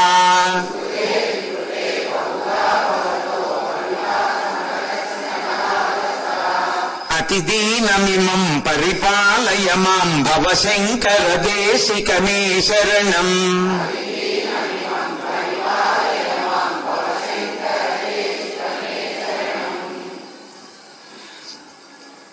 జగతీమవితుం కలితాకృతయో విచరంతి మహామహసశ్చలతః.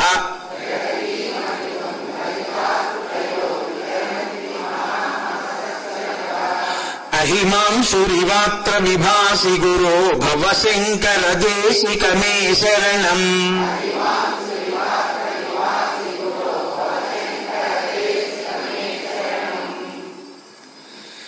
గురుపుంగవ పుంగవకేతనతే నమతామయతాం నహి కోపి సుధీః.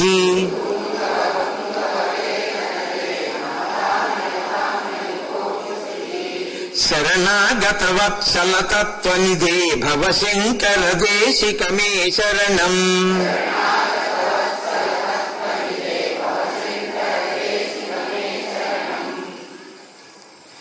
విదితాన మయా విశదైక కళా న చ కించన కాంచనమస్తి గురో.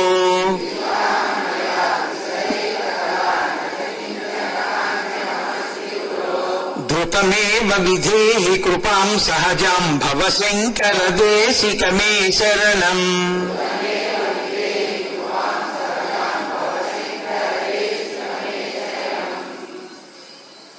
రేపు సాయంకాలం కూడా సభ 6:15 ప్రారంభం అయిపోతుందమ్మా.